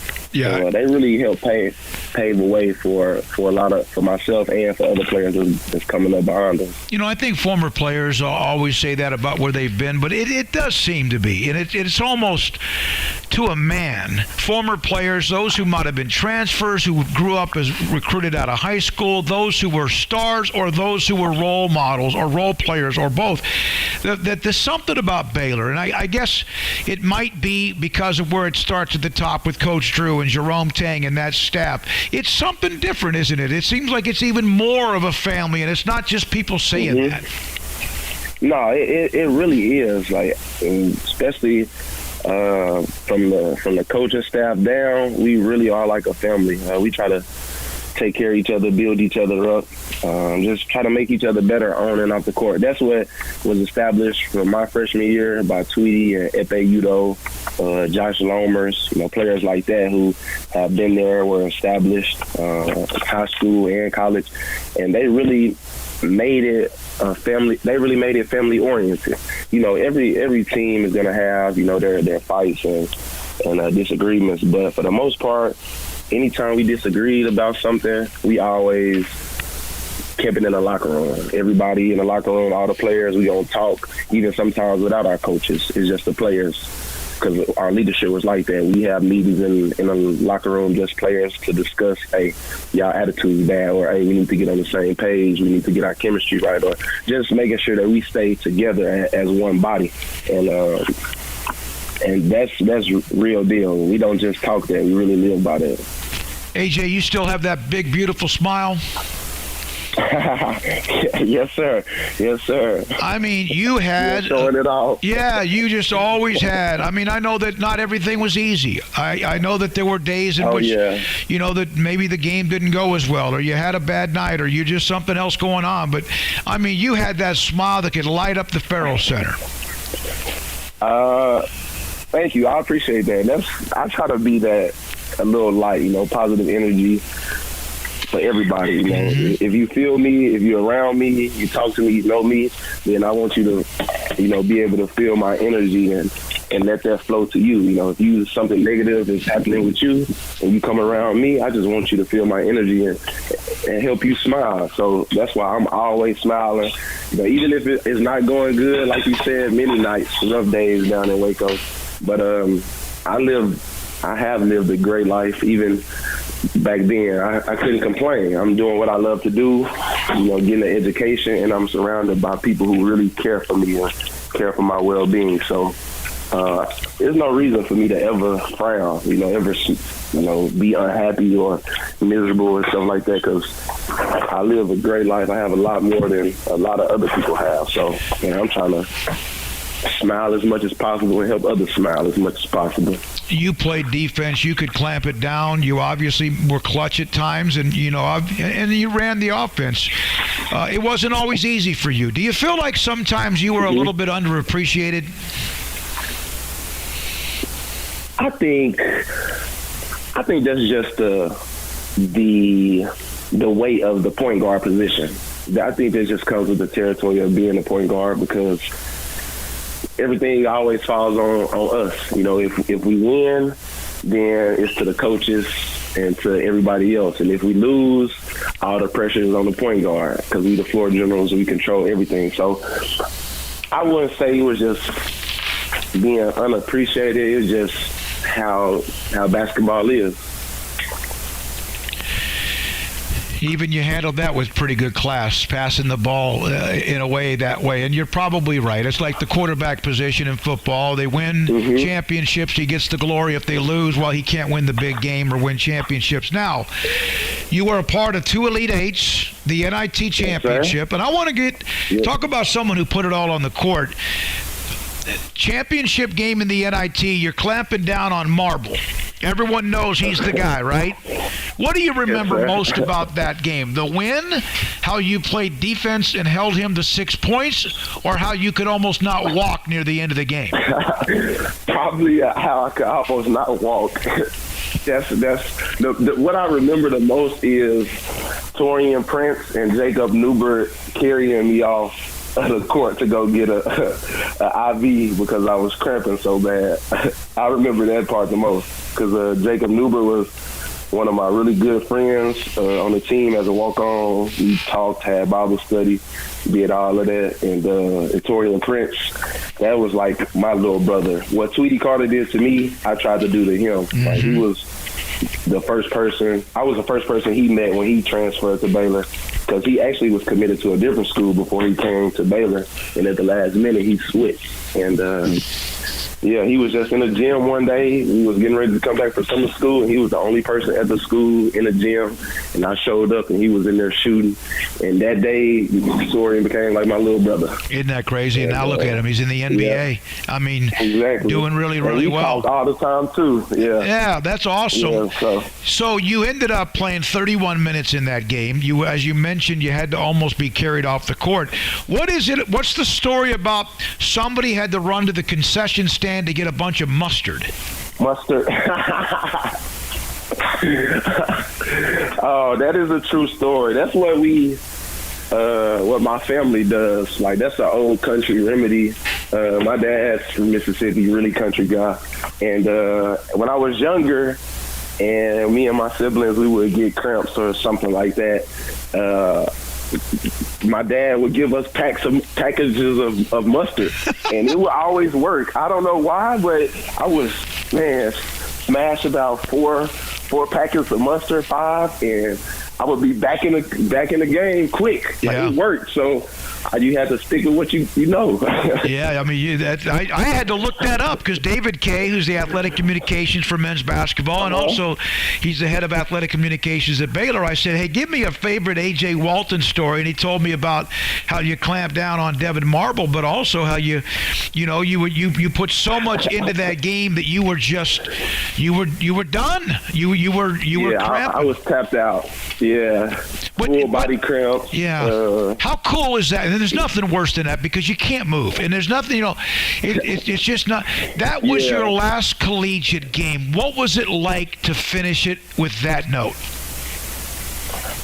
It was amazing. Just to end on a high note, win a championship, bring Baylor championship. It's a real blessing. That's history that we making as a team. I'm making as a player. It was just a blessing, and to do it in the Garden, man. Mm-hmm. In the mecca of basketball, I mean, you can't ask for more as a collegiate athlete. I think I also maybe set the record for most steals in the NIT championship. Maybe. I don't know if that's true, but maybe I don't know. But well, I bet it might be. Yeah, I mean, yeah. It was a great experience, and I have a lot to look back on and be proud of. Nobody could ever take that away from us. A lot of people can say, "Oh, it's just the NIT tournament. It's not the NCAA tournament."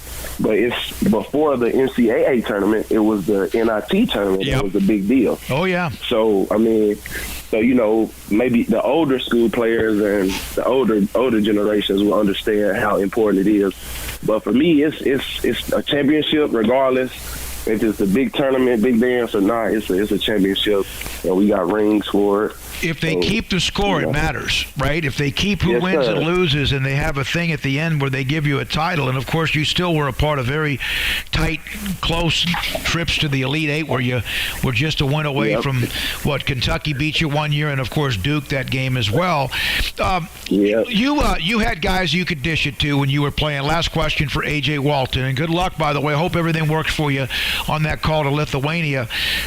You had guys you could as soon as you threw it, you knew that you passed it to them. You knew they were going to either shoot it and most likely make it. There were some great ones. What about what you see now with Jared Butler and Maceo Teague and even Matthew Meyer? Davion Mitchell, the point guard, who's just like shooting it unbelievably well till they were shut down. Man. Your thoughts about what you see? Adam Flagler. I mean, goodness. I love what I'm seeing. I love, if you see my Instagram, I'm always posting something on Instagram about Baylor, how we doing. I love what I'm seeing, and that's just credit to Steph Curry and NBA guys who have really changed the game to making it about 3-pointers, because that's what basketball is turning into, mostly 3-pointers. And I want them to keep shooting. I play with a lot of great shooters and scorers.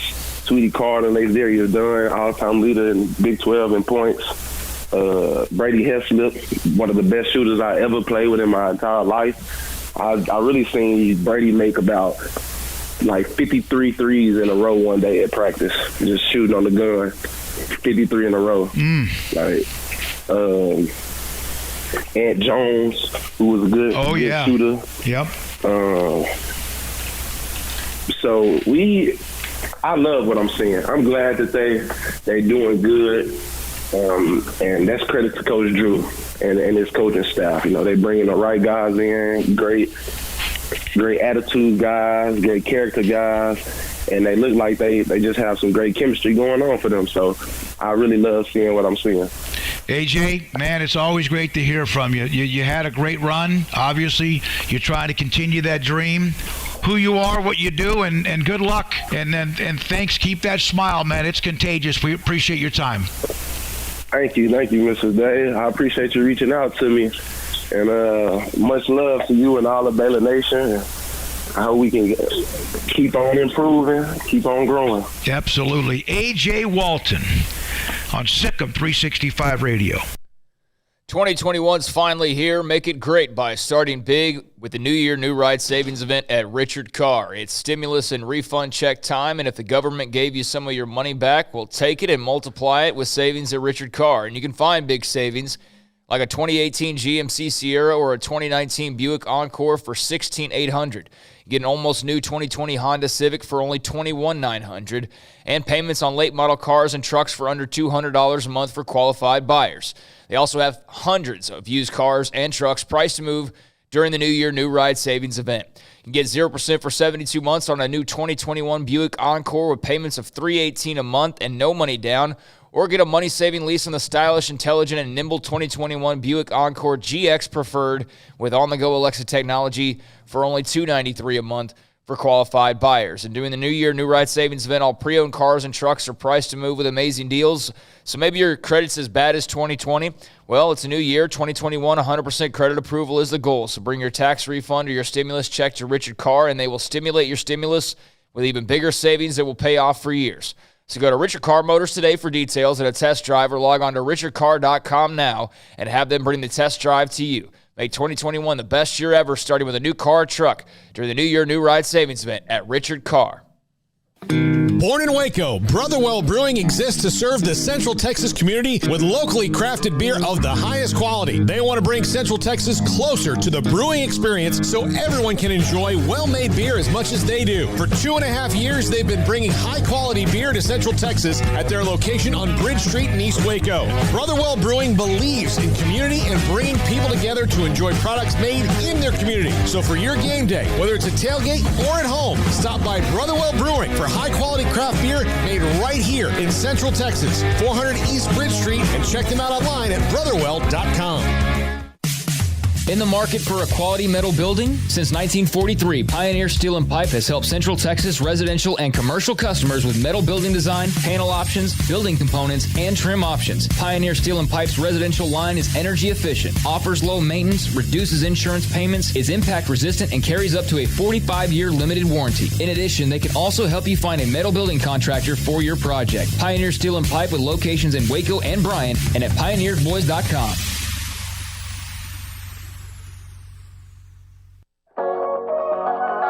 It's time to be brutally honest with yourself. Look in the mirror or weigh yourself. Do you weigh as much, more, or less than you did before the holidays or a year ago? Why not start the year in better shape than how you ended it and create momentum for 2021 and help strip the negative vibes, tension, pressure, and extra pounds from the crazy of 2020? It's time right now to join Waco Regional Tennis and Fitness. It's so much more than a gym, including world-class tennis courts, lessons available with pros, fitness merchandise, tanning, massage, personal training to get you over the hump. I promise you'll look better and feel better than ever before. Just need to walk through the front door. Waco Regional Tennis and Fitness with personal trainers Christy London and Randall Court. 40-plus group exercise classes, including twice-a-week boot camp, spacious, clean workout room, free weights, Cybex cardio equipment, and no intimidation, a tremendous camaraderie and family atmosphere. So make this your best and healthiest year ever. It's time to react today, not tomorrow. Waco Regional Tennis and Fitness on Lake Shore Drive in Waco. How did Edward Jones become one of the biggest financial service companies in the world? By not acting that way. Financial strategies, one-on-one advice, it's a big difference. And that's why Brad Wilson, your Edward Jones financial advisor, makes sense of investing. Experience the difference for yourself. Brad Wilson, 250 Sharon Drive in Woodway, 254-776-4337. Edward Jones, member SIPC.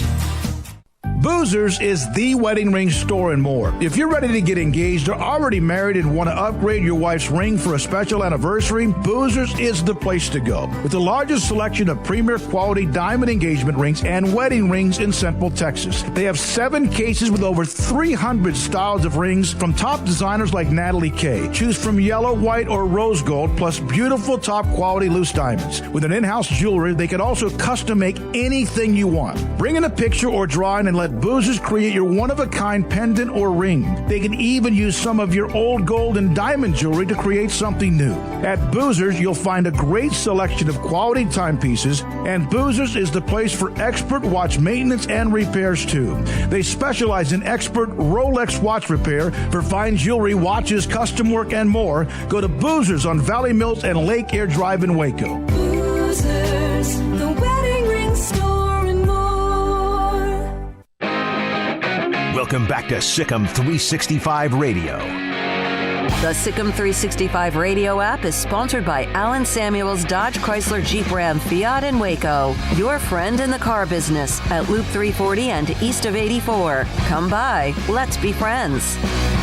It's interesting and ironic, and I didn't plan this out, but when we set up the interview with Jay Stedman, the interim head basketball coach at UT Rio Grande Valley, I didn't realize that on the same day that Jay would join us, the Baylor baseball team would lose 2 out of 3 to UT Rio Grande Valley. That game 3 just finished up, and the Baylor baseball team loses 2 out of 3. Jay Stedman, I've known him for a long, long time. Haven't seen him much. He was at Tyler Junior College for a little bit. He's been at TCU. He's from Nebraska, which makes him a great guy, and he joins us now, the interim coach at UT Rio Grande Valley on SicEm365 Radio. Jay, let me see that face of Jay Stedman. Hey, man, how you doing, Coach? How you doing, my friend? It's been a long time. It's been a long, long time, and I know the circumstances for you being a head coach, you wish they were under so much different circumstances with Lou Hill passing away. There's a memorial service for him tomorrow night. How much did he impact your career? Actually started at Tyler when I was assistant coach under Chris Crutchfield and then Mike Marquis. Coach Hill was at Texas A&M, and we had so many coaches coming through looking at our players, and he just glowed. When he came in, there was an aura about him, and I always said, I want to be like that guy. So I used to follow him around and ask him questions and bug him, and just stay with him for so many years. And he taught me so many things about recruiting, about life, doing things the right way, having respect, getting up on time, making sure you're at every single game, following certain players you could get, but knowing all the players in case they transferred. So he was, up until 2 weeks ago, every single day of my life, literally, he's done something instrumental for me. What are the just the day-to-day metrics of taking over for someone after such a loss for that, when you have to deal with grief, which is not the same thing for everybody. It's very scattershot. It's been tough. It's been tough. Like we say, we take it hour by hour, day by day. It's very emotional. You just get hit with waves of emotion, and everybody's dealing with it differently. So I've got to be very careful. Basketball is secondary, but yet again, it's healing for us. So slowly began to dribble the ball and play a little music and reflect, and then stop and pause and celebrate.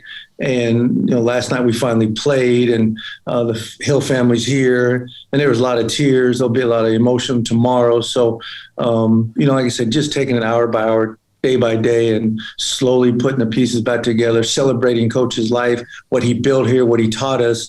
And our ultimate goal is try to win a WAC championship this year. Yeah, and Jay, you guys are off to a nice start, 2-0 in conference. You won big last night against Dallas Christian. You mentioned it was an emotional night, 9-4 in the year. How much did you at one point being a head coach on a couple of different occasions also help with the transition? When you slide over the 6 feet or whatever, 6 inches, it's definitely takes on a different role. So I've been blessed and fortunate to work for some wonderful people. I started with Chris Crutchfield, Mike Marquis, been in a few Division I's, been in the G League under Chris Finch, Nick Nurse, NBA head coaches now, and then obviously Coach Hill, Tick Price, learned a lot. And so when I became a head coach in Europe, professional basketball, and then Westwind Prep Academy, I took a little bit of everything. There wasn't a blueprint for exactly how to do this. I've copied and pasted and try not to mess up and do the best I can. The same thing here. Coaches built this program on defense, doing things the right way, attack with discipline, and I just want to keep building and growing what Coach Hill built here. Jay Stedman, the interim head coach, UT Rio Grande Valley, with us on SicEm365 Radio, beat Dallas Christian. And with us today, the memorial for Lou Hill is tomorrow. Your losses, you're 9-4, and I know that a lot of times people look at the 9 wins, that's great, and the 4 losses, but my goodness, you've played A&M, and I know that they're struggling right now with Buzz Williams, but it's still A&M. You lost to Texas. I know Sam Houston State's one of them, and they're always pretty good as well, tied for the lead in the Southland Conference. You have not shied away from playing good people. No, that's Coach Hill's philosophy. Anyone, anytime, any place. You don't want to blame things at the time. Texas is really good. I mean, at the time, I said, whoa, they got NBA players. First game of the year. Buzz will have that program going the way he recruits and works. We did not have our full team and strength. Sam Houston State, the same thing. We had a few guys out for injuries. No excuses, but those are the top teams in Texas, Sam Houston State and Texas Southern all could make the NCAA tournament. So 3 out of our 4 losses were high quality. We say losses and by a very few points. But again, Coach Hill's mentality is anyone, anytime, any place, and we will continue to do that going forward. Were those good? I mean, did you find out a lot about your guys even shorthanded in those tough games that they can hang? Yeah, this year has been tough, but each year, it's funny, when we first got here, we would lose by 30 and 40 points. Even like University of Houston, we'd get beat by so bad. Over the last couple of years, we're losing by 2 or 3 points. Same with New Mexico State. When I first got here, we'd lose by 40, but now we're losing by 2. So Coach Hill's really built this thing up. We've turned it around, and we're at a brink where now obviously we're sitting at the top. We haven't played very many conference games, but hopefully going forward, we're going to show everybody that we're here to stay. I saw where Jeff Goodman, who's been a guest on our show a few times, talking, of course, as you can imagine, about Baylor basketball, but basketball in general, had you rated as the #1 assistant coach in the WAC. You have been highly thought of along the way. Jay, how much did that mean to you? Well, you look at rankings and things like that, but that one really was special. You've been doing this a long time, and it was a shock. There's a lot of young guys out there, and I know at different times in your career, you think about, man, working hard, and you see some of those rankings, but really, really special because that's voted on by who obviously Jeff covers college basketball to a T. And when you're ranked by your peers and by Jeff Goodman, it really means a lot that people have taken notice to your hard work and your recruiting and your efforts to help Coach Hill build this program. But it really meant a lot. It was special to me. So you have had 13 games either canceled or postponed, and obviously some of it has to do with COVID. I'm sure that some of it has to do, again, with the loss of Coach Hill. What does it say about your team, the resiliency that you've had? A lot of schools have had games postponed. Baylor's coming out of a pause again, that they've lost 6 games. What does it say about your players that they're so resilient? It's the foundation of Coach Hill. Be adversity. He always talks about we don't cry over spilled milk, clean it up, and we get up and we move on.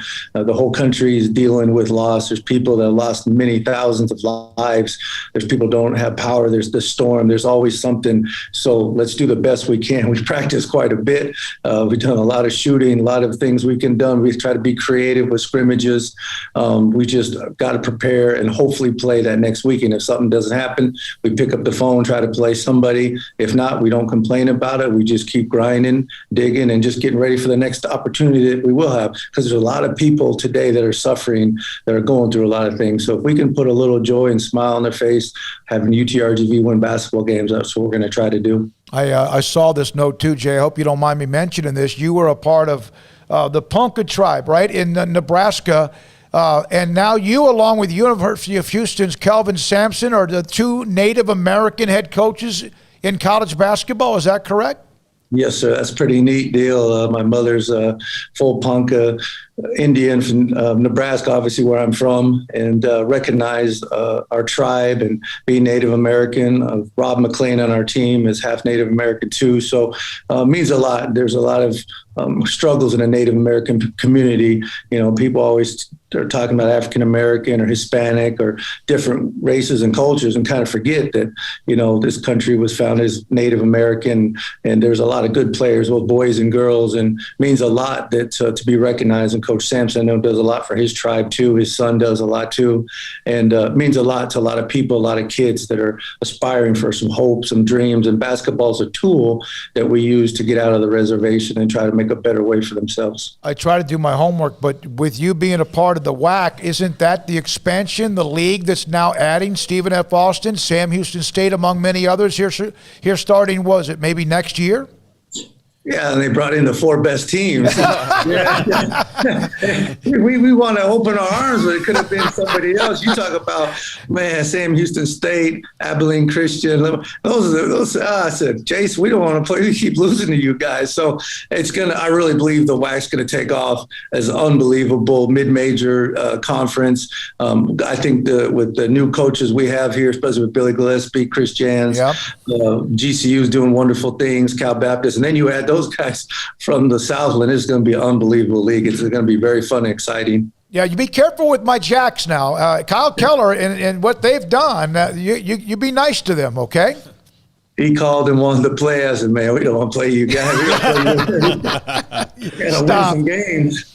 If I know, and I know that this is not possible, but if in fact Lou Hill could contact you and give you advice on what he has seen so far, what would he tell you based on what you learned from him when he was helping you along the way?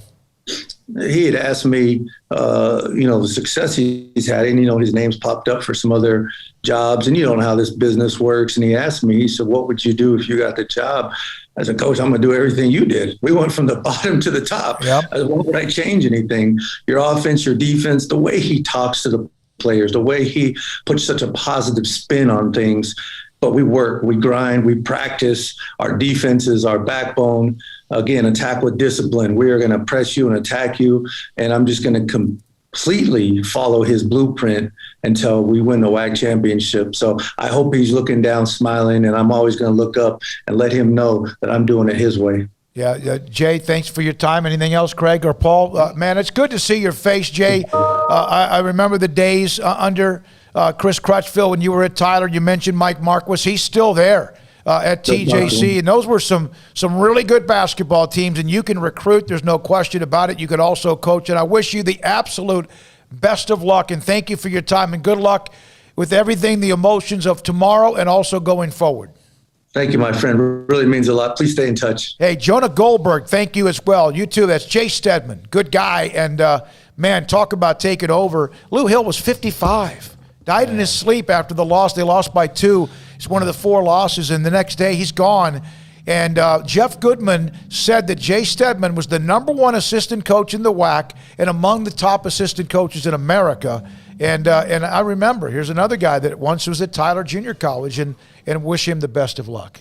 Yeah, no, it sounds like he's in a good spot. Obviously they're having to deal with some extra emotions and things like that. But, really unfortunate. We've heard so many just unfortunate stories. It feels like every week there's a new, shocking early death or whatever the case may be. But, thoughts with that community, but they seem to be trudging forward, and they've got a good guy there leading them, throughout the rest of the way. Bryce Drew, Scott's brother. Our hearts break for Coach Drew from his program, which, of course, is Grand Canyon. He was on with Up-Tempo. We are all extremely shocked, sad to hear the awful news on Lou. He stood what was right and leaves a great legacy as a man and a coach. Our prayers are with his family and loved ones. And they have 13 games. 13 games, and a handful of them, of course, following the loss of their head coach, but they did win big against Dallas Christian. How about this? They've played Texas A&M. I know that they're struggling this year. Sam Houston State's like 10 or 11-1 in the Southland Conference.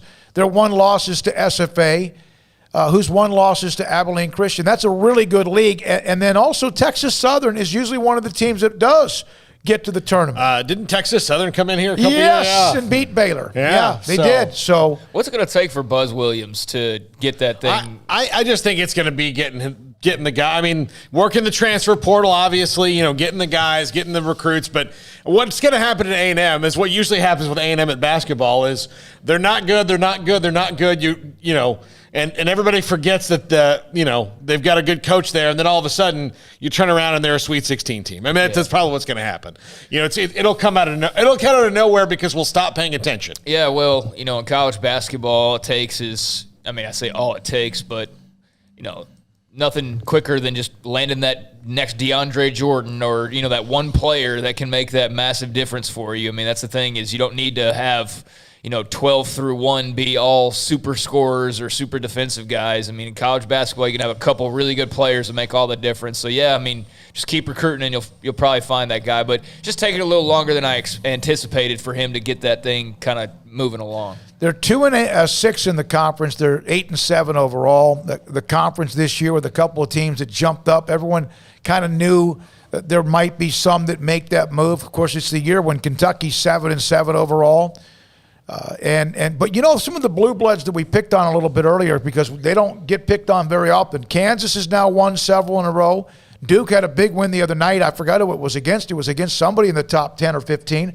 And then Kentucky's moved up to 7-7 overall in the conference, but overall they're 8-13. So, there's a reason why, although they're not, none of them are playing at a very high level. I saw a great game with Michigan and Ohio State yesterday. That was fun to watch. Yeah, I actually just saw some debate, some Michigan fans saying that they're better than Baylor because I guess the new rankings came out, and I guess they're feeling pretty good after this weekend. You totally missed the trash can. I think you – or did you? Did you get that in there? Okay. There's two Diet Cokes, Bob. Michigan's feeling pretty good about things right now, and I saw a lot of their fans were pretty confident that they could take down a team like Baylor. But we're getting to that time now where a lot of people are playing well, and you're starting to kind of see the setup and the seedings and all of that come into play. So it'll be very interesting to see what Baylor looks like. If you didn't get your lumps in on Kansas earlier, then you missed your opportunity because I doubt they're going to be down like that for probably a really long time. And now, as you said, they're playing better. So it's good to get that win against them early on in the year. Got another matchup with them coming up. So we'll see what happens. But, all right. Just glad they're getting back to action. Real quick note, and then break. Texas Tech has gotten Taylor Shaw, is that right? The Oregon Tyler Schaaf. Tyler Schaaf, excuse me. He's the quarterback from Oregon who started 7 games for them. He's committed to play for Coach Wells at Texas Tech. He had offers from Penn State and Auburn. I'd be more impressed with that if Cliff Kingsbury was still their head coach. With Matt Wells there, any quarterback they bring in, I'm just kind of like, okay. I mean, I know they made the change at OC, and maybe that makes a difference, but, okay. We'll see how that – I mean, they definitely need some more competition in that quarterback room. But he's got some talent. There's no doubt about that. This isn't a Justin Fields transfer. No. There's one or two of those every cycle of this is just a transfer. So we'll see what happens in Lubbock. But it could be a nice player for them. But yeah, you're right, Paul. It's not one of those Justin Fields is transferring. You're like, oh my gosh, that's gonna. Kyler Murray's going to Oklahoma all of a sudden. It's not that level, but it's of note for sure. All right, when we come back, 4:51, we still have a couple of comments from Scott Drew we need to get to. Paul's 5 at 5:55 in about an hour. Do we need to keep it here, Paul, or do we need to No, I need to get these breaks in. Okay. Yeah. Kind of up against the top of the hour. See, that's almost like telling me don't put your hand in the cookie jar. I mean, I've been trying to, we've had 2 producers on a radio show the entire time I've been with you, and you've never respected time or the clock, so I don't get mad about it anymore. Armstrong, how many times have I actually tried to get to a break early? Jim Howler, by the way, will join us just after 5 o'clock and break down Baylor basketball, and women, too. Yeah. What was the question? How many times have I actually been the one that's tried to go to a break, and I've been told, no, extend it a little bit? I'm always on time. That sounds like to me. It's like when a politician votes on something they've never voted for before. Be like, I've always supported lower taxes. You do both. Yeah. Sometimes I'm telling you to extend, but there sometimes was a word they used to call me a clock. I'm not going to use. No, we're not doing it anymore. Don't use that. You can't say that word. But Paul used to call me what was a terminology that should have been fired for it. And now we dragged this out like another 2 minutes. Yeah. All right, so here we go. Coming up, we'll have a couple of notes. Hear from Scott Drew, also Jim Howler. Paul's 5 at 5:55 if we even get to that point. This is SicEm365 Radio. Riverbend Liquor and Wine got cleaned out but during the winter break, they got cleaned out. I drove by there the day just to check on and see what's going on. And hey, whoa, man, people had a certain activity that they were doing when they were locked inside. Of course, whatever keeps you warm. But look, if you're looking for a place that's got great variety, great selections of craft beer, great selections of whiskey or vodka or wines. I mean, it's Riverbend Liquor and Wine. They're great. Their customer service is outstanding. Clean in-store location, great walk-in fridge full of that craft beer that just blow your mind what they have there. And plus great recommendations on anything you need. Drive-through window, fast, easy, and efficient as well. Riverbend Liquor and Wine, Lakeshore Drive at North 19th Street here in Waco. Check them out on Facebook and Instagram. Get the vehicle you've been dreaming about at the President's Day event at Allen Samuels. The 2020 Dodge Charger SXT, ranked #1 in initial quality and driver appeal, has special values of $6,170 or 0% for 72 months, plus $3,000 in combo cash. The 2020 Dodge Charger is at the forefront of muscle car design. From the body to the wheels, it continues to impress. Visit the customer award-winning Allen Samuels, located at 201 West Loop 340 in Waco, to see the 2020 Dodge Charger SXT. See dealer for details. All offers have credit requirements. At Baylor University, students can shine in their own way. Or should we say their own ways? Because there's no limit to the ways Baylor students make the world a brighter place. Whether they're leading a student organization or following a higher calling, getting advice from faculty, or taking part in world-class research, pursuing their dreams, or working toward their dream job, students find their place to shine at Baylor, where lights shine bright. Don's Humidor, your home with a 48-foot walk-in humidor with the elite cigar brands from around the world, including the #1 cigar of the year, Aging Room Cuatro Nicaragua. Plus, they have the great brands like Macanudo and Artur Fuente, Rocky Patel, Aston, and so much more. CBD, great for sore muscles, aches and pains, sleep, Vita Dreams, and anxiety, mild depression, general health and wellness. Their staff very knowledgeable on the subject. If anyone is curious about CBD, ask Carol and Ashley. Don's Humidor in the Townwood Shopping Center off Valley Mills in Waco. At Marco's Pizza, get craveable pizza made the Italian way with dough made from scratch, an original sauce recipe, 3 fresh signature cheeses, and premium toppings you love, served hot and safe. Right now, you can get unlimited medium one-topping pizzas for just $6.99 each. Why stop at just one? Order with your app or at marcos.com for curbside, carryout, or delivery today. Marco's, pizza lovers get it.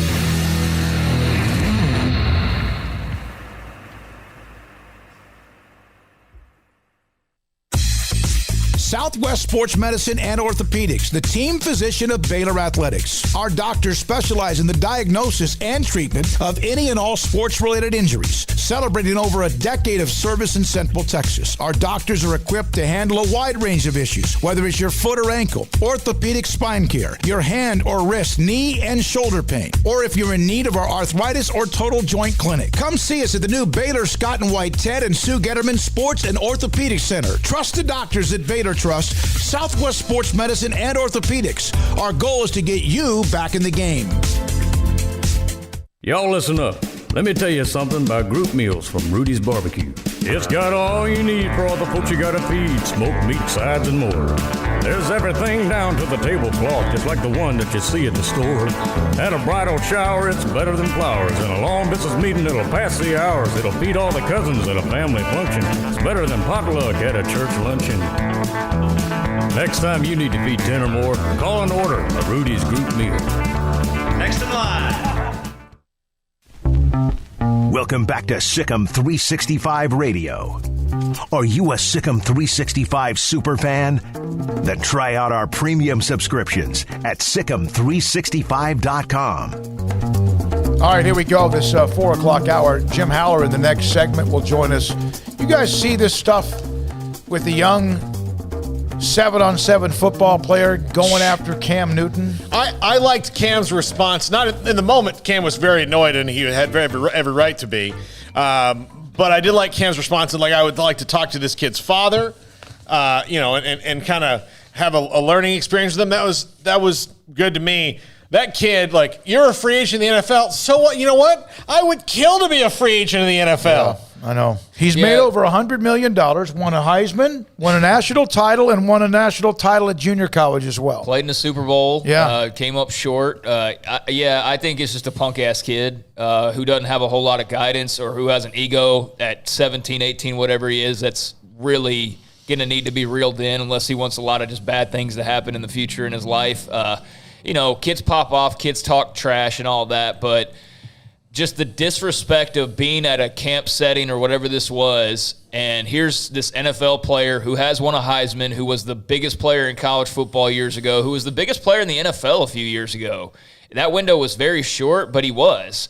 And, these last few years haven't been great, but, he's still got a career that most people would kill for and money that most people would kill for and endorsements and a future. I mean, Cam Newton's going to be on TV one day. I don't have any doubt in my mind about that with his goofy suits and everything else. So, Cam Newton didn't go and win, Brady-level Super Bowls or even Peyton Manning-level of Super Bowls, but he's still done a lot more than that kid's ever done or ever will likely do. And so, to see grown people in the responses, like trying to justify this kid, like, no, let the kid talk trash. He's got a point. And it's like, dude, Cam's out here helping these kids just try to get better at football. What's the kid ever done? He did release an apology, which was probably helped. Who, the kid did? Yeah, he did. He released an apology, and he said his competitive side got to him. I don't know if there's a copy of it or not. That's good that he did that because it was a really bad look for that kid. At Seth Owens _5. I know we're running up against the clock. Go ahead, Craig. Because it came across really poorly to me, and I can keep an open mind, but it was just so disrespectful for no reason. And it was like, after a while, it's just like, no, you're just a punk. So I'm glad that he at least maybe felt a little bit differently after the fact. It might have been Armstrong. We may not be able to have it because it might be on his Instagram account. But I'm not going to read the whole thing. But you can tell he went home and might have gotten his the belt might have come out, with the buckle. I don't know if I would have done that. It would have been worse for me had I done that and my father seen it. If he would have just been, he would have just rolled his eyes or giving me that look. Here it is right here. Look, There it is right there. Well, there's First and foremost, I want to express my deepest apologies to Cam Newton, my entire organization, my coaches for all my actions at 7-on-7 this past weekend. I did not intend for it to get as far as it did. First, I'd like to start by saying my parents never taught me to disrespect people.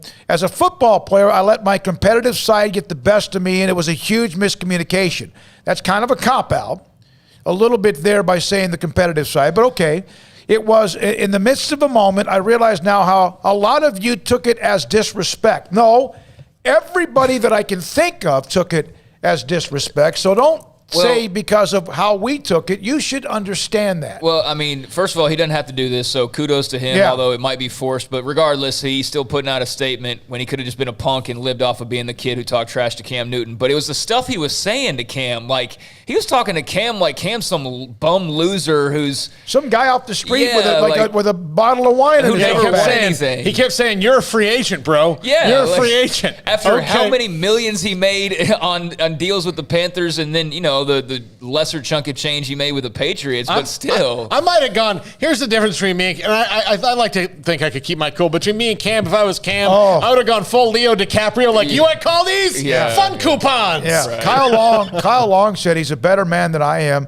He goes, I was very appreciative for me even to be a part of the community. Here's what he also says. I realize this can dictate my future as a young man having the big dreams and goals, but I will not allow this to stop me from getting where I need to be. So again, I apologize, and I hope I can be forgiven. So at least, as you said, he did say that. He did release it. He didn't have to. And I'm sure he took heat and hell when he got back in wherever he lives. And perhaps has learned a valuable lesson. You hope so. Yeah, you hope so. And, no hatred towards the kid or anything. It was a moment caught on camera, and those can be taken out of context and really viewed, differently than they probably should be. But I did think he was a little bit out of line and disrespectful with Cam just being out there to help and some of the things that he was saying. But it sounds like they've smoothed it over. And he's right. The one thing he points out is if he's a recruit and we suddenly learn his name and he becomes the kid who was trash talking with Cam Newton, I bet there is a coach who maybe doesn't say, no, I won't recruit you, but is like now having questions about this kid's mental makeup and his attitude and things like that. So that's smart that he realizes that, or somebody helped him realize that. All right, when we come back, Jim Howler will break down Baylor men's basketball and the women who are now on a 9-game winning streak. This is SicEm365 Radio. Alan Samuels, Dodge, Chrysler, Jeep, Ram, Fiat. AJ's the sales rep salesman that I have gotten to know along the way, along with just a lot of the great staff at Alan Samuels, Dodge, Chrysler, Jeep, Ram, Fiat. And it's where I bought my car. And by the way, that car that I bought there, during the conditions we had last week, had I been driving what I used to have, that 2001 Tahoe with nearly 400,000 miles on it, I would never have gone out. I just never would have done any of that, getting out on the road, because it was just so shaky in the first place. But I felt pretty good about it because of the car that I bought, because of the car that I have, and because of also what AJ was able to set up for me when I went back in May, looking for something I could trust when I started the engine and up and down the roads. They've got a fleet of the Ram, a massive amount of the Ram trucks, back-to-back Motor Trend Truck of the Year. If you want discounts or incentives or money back, cash back, all of that, just talk to one of the salespeople on the lot. You drive into Alan Samuels, Dodge, Chrysler, Jeep, Ram, Fiat. You see the Jeeps. You see Chrysler, you see Ram, you see it all. Ted Teague and the mothership of Alan Samuels, Dodge, Chrysler, Jeep, Ram, Fiat, Loop 340 east of 84 in Waco. Let Camille Johnson Realtors guide you seamlessly through the process of buying your dream home or selling your current one. Commercial, farm and ranch, or residential, Camille Johnson Realtors can smoothly and successfully lead you through any transaction. With a team of 28 experienced agents who are excited about serving you, Camille Johnson Realtors services the entire greater Waco area. If you're in the market to buy or sell, contact Camille Johnson Realtors, 104 Midway Center in Woodway, or find them online at www.camillejohnson.com. Camille Johnson Realtors, elegant, charming, warm, welcome home. One size fits all. That may be all right for an adjustable belt or cheap sunglasses, but when it comes to your financial needs, no one wants a one-size-fits-all strategy. Ben Erlinson, your Edward Jones financial advisor, knows that his most important goals are yours. That's why he takes the time to understand your needs, knowing you. That's how Edward Jones makes sense of investing. Ben Erlinson, 100 North 6th Street in Waco, 254-759-8533. Edward Jones, member SIPC. From the first workout to the last practice, sports is an incredible and rewarding challenge. Hi, this is Dan Ingham with the First National Bank of Central Texas, and we're proud to support each athlete, every parent, and our educators. From families, small businesses, to the biggest industry, we're here to help. With remarkable products like our free First mobile app, we've got banking ideas that fuel big dreams. That's the First National Bank of Central Texas. Familiar faces making local decisions. Member FDIC, Equal Housing Lender. Hey, this is Bryce Petty, former starting quarterback and two-time Big 12 champion, and I know firsthand the importance of being in top shape both on and off the field. So listen up, men. If you're feeling beat down day in and day out and looking for that high-performance edge that separates the men from the boys, then look no further than the Petty Clinic Low T in Waco. Petty Clinic is a comprehensive men's healthcare clinic with an atmosphere catering to men. Board-certified Dr. Kent Petty has a special interest in offering the highest quality medical care to men of all ages. Some of the services offered include screening and treatment for low testosterone or thyroid, infertility, high blood pressure, diabetes, high cholesterol, sleep apnea, while offering comprehensive wellness exams and complete men's health lab panels. High performance men, remember, it's not just a Petty thing. This is Bryce Petty, encouraging you to reach out and Google search Petty Clinic Low T or go to pettycliniclowt.com and get your complimentary lab screening today. With so many companies and policies out there, it gets so confusing shopping for insurance, and I never know if I'm getting the policy that's right for me. Luckily, I met the team at the Niche Group Insurance Agency. With the Niche Group, you can go to one company and get access to coverage options from many insurance carriers, and you get to speak to a real person about your specific coverage needs. With the Niche Group, I know I'm getting the right coverage at the right price. If you need insurance, talk to the experts at the Niche Group at 1-800-258-8302. At Ideal MRI, we feel blessed to be part of the Waco community. We're a small family business here in Central Texas. At times like this, the cost of healthcare has never been more important. And unfortunately, significant illnesses and injuries still occur. And that's why Ideal MRI is open and here to serve you through this difficult time. So if you need an MRI, ask your doctor about Ideal MRI. You can schedule online in minutes at idealmri.com or call 833-IDEAL-MRI.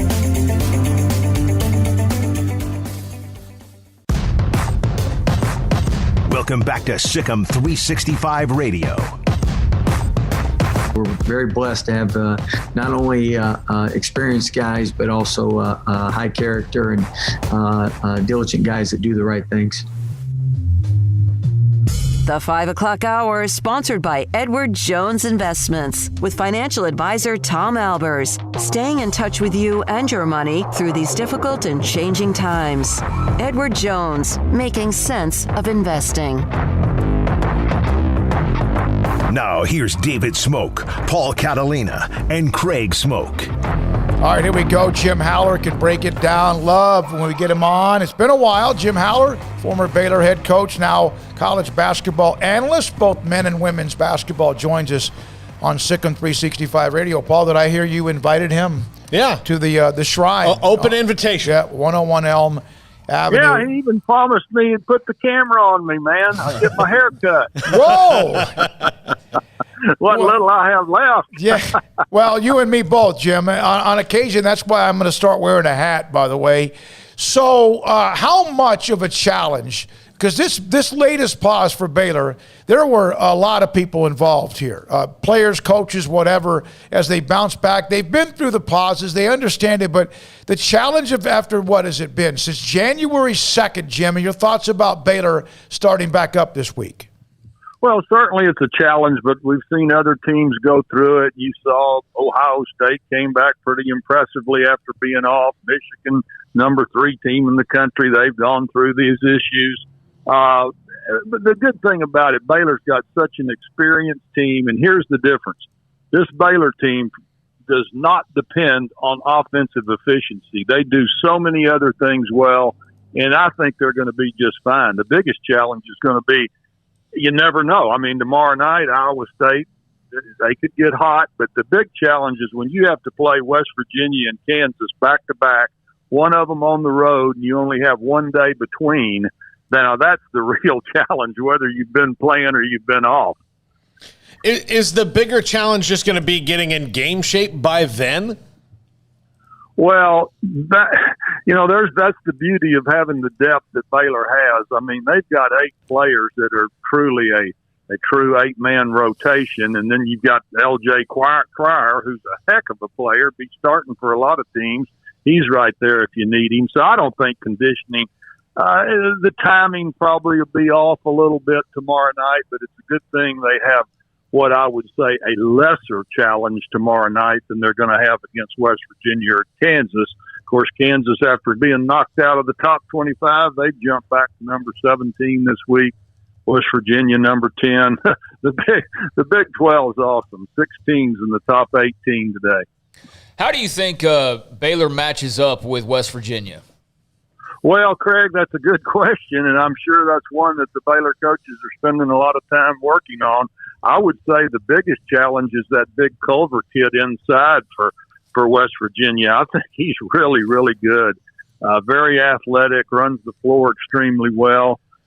He's bigger than, he can do it all, total package. But, I mean, McBride, McNeil, Matthews, West Virginia is loaded. They're really, really, really good. I think that's going to be a heck of a game here Thursday afternoon. I know that nobody's a gimme. I also know that Iowa State, Kansas State, and TCU have struggled compared to all the other ones that seem to be ranked at some point in the top 25 and right now still are. But did they get a break, Jim, by the fact it's Iowa State that they play first? Well, certainly the coaches are not going to tell you that, but you and I can. Yeah. Yeah, I think that is a break. There's no doubt about it. Iowa State, they've got some talented players, but my goodness, they're just not the caliber of the other 7 that you talked about. And on a given day, well, K-State went to Fort Worth yesterday or this weekend and won. So anything can happen, but I think that is true. That's a good opportunity for the Bears to get back in their, what I would say, routine before they have to play West Virginia and Kansas. Jim, you've seen a lot of guys come through Baylor. Have you ever seen someone as aggressive and enjoys playing defense like Davion Mitchell? No, I never have. That kid, I'm the official president of the Davion Mitchell fan club. I love that guy. I mean, and now he's turned into such a terrific offensive threat. That young man's, I hate to use the term, made himself a lot of money this year, but I'm telling you, he's on a lot of the radar list now for NBA teams. I've talked to several scouts that just say he has zoomed up the ladder, and he's going to be rewarded for it. But the kid, I just love watching him play. How do you think Iowa State, and obviously they're already in a bit of a hole matching up with Baylor, but there's no knowledge as of right now as to who's even available to play outside of that locker room. So how do you think a team goes about preparing for an unknown like that? Well, that's just the beauty of being able to rely on great defense, in Baylor's case, every game. They know what they're going to do.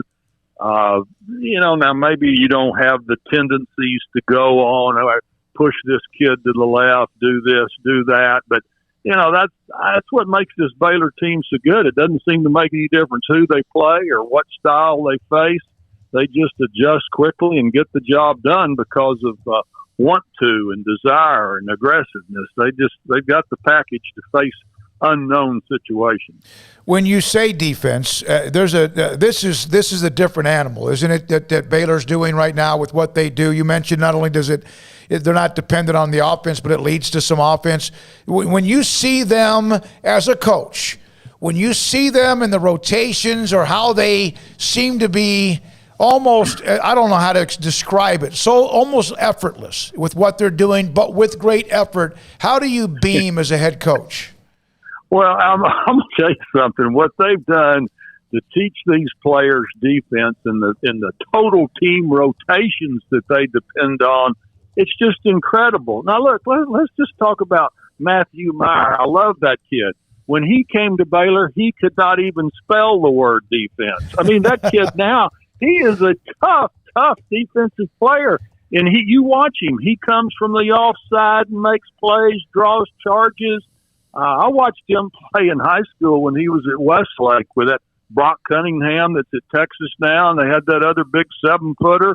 And Matt never even thought about having to play defense. And what that guy has become is a true reflection of this coaching staff and being able to teach that defense that they started using 2 or 3 years back, and it's paying big-time dividends now. But they're a machine defensively. I just love to watch them. Most of us, we go to a game and we say, boy, this is going to be fun to watch. This is going to be a shootout. But what's fun is watching Baylor really adjust their defense to what the opponents try to do, and in most situations take them out of what they try to do. We're fortunate here in Waco. We've got a great defensive team with the Baylor Lady Bears. We've got a great defensive team with the men. If you don't like defense, you're in the wrong town this year because they're both great. Jim, as Scott finally got to a place recruiting-wise now that he's established enough, especially the last couple of years, as high-ranked as they have been, where he doesn't have to, and not that he ever really has, but there have been a couple where he has to really overextend on a recruit to get somebody here just because they're so good now. He can just kind of say, okay, this guy fits, and we can move on. Well, that's a great point. I mean, when you get to the consistency that this program has achieved, you've got players now that are high caliber that want to come here. It's, I think for a change, it's deciding who do you want to take of the players that are coming here. Like that kid from Michigan that committed to him last week, a top 25 guard. Baylor hadn't been able to get those kind of players out of high school in a long time. And the recruits they've got coming in this year out of the high school ranks, it's just phenomenal. And then they can just kind of cherry pick now on the transfer situation. But they're building great depth in this program. We know Baylor's going to lose some good players this year, but my goodness, the kids that are redshirted, the kids that are already signed, I think this is going to continue for a while. And yeah, I mentioned that L.J. Cryer a while ago. That kid could start for a lot of teams, a lot of Power 5 schools, but he's happy to just wait his turn, so to speak. But no, I think you hit the nail on the head. This is a little different recruiting scenario for Coach Drew and Coach Tang and all those guys from what it was 10 years ago. Where do you think they've made their biggest strides outside of recruiting? Or let me ask you this, I guess, more specific. Where do you think Scott Drew has made his biggest stride as a head coach over the last few years? Defense. I don't think there's any doubt about it. I think, I'm a big believer in not doing – now, Kim Mulkey's not going to agree with me on this because she loves and stays in that man-to-man. But I like teams that'll change their defenses and go zone a little while, trap a little while, pressure man, play the passing lanes, drop off the next time out. I kind of like that. And, Scott was a great zone coach, but he figured out right quick that if you want to have a great defense, you got to be able to play great man-to-man defense. And I don't think there's any doubt that's been Scott's biggest change since he became, quote-unquote, one of the elite coaches in the country. Jim Howler with us, former Baylor head coach, college basketball analyst on SicEm365 Radio. I had DDA Malhotra on a couple of weeks ago. And he was, I asked him about the change in recruiting. You were mentioning who they got recently, the young kid from Michigan, among others. Mm-hmm. They got the young man that's playing overseas right now that Fran Fraschilla can't stop talking about. But they also seem to go back to where they had Perry Jones they thought was one and done, or Isaiah Austin one and done, and they got away from that. Are they building it? Is it a lot more, what is the word, friendly because you're building both through transfers and youth, the combination and chemistry, rather than trying to be what Duke and Kentucky can do, and even sometimes it hurts them? Yeah, I think that's a really good part, Smokey, and I think they've done just a great job of balancing this roster. I mean, not only of highly recruited players, but take a kid like Mark Battle that wasn't that highly recruited, but now considered one of the great glue guys in college basketball, who's great every night on defense, but not a good scorer, but he just fits in with the team. His attitude is everything about him. And they've done a good job with their transfers. They've done a great job with the quality of kids that they're attracting to the program. But they're in a different place now, and they're doing a great job of taking advantage of the success. What would a conference title, I know there's a big picture, but what would winning a Big 12 title, you think, mean to this program? Well, it would mean a great deal. It would mean a great deal to the state of Texas. I mean, you've had Kansas just dominating this league forever.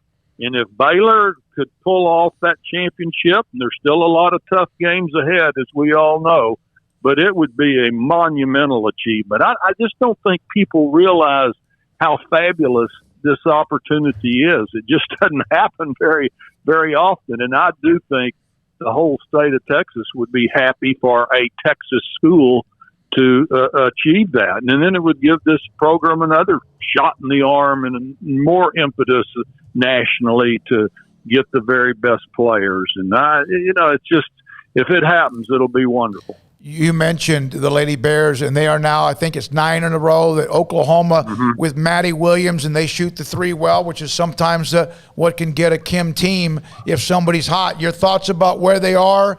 I know yesterday was a setback. Queen Egbo didn't play very well, but your thoughts on Dejanay Carrington, how well she's playing, Moon Urson, Dee playing point guard? Yeah. Well, you make a great point. You mentioned Carrington. I was just thinking today, Kim Mulkey never believed in transfers until it became something that you really had to do. And now, 3 years in a row, you go from Jackson making the winning bucket in the national championship game. You go to Taya Cooper last year, who was phenomenal.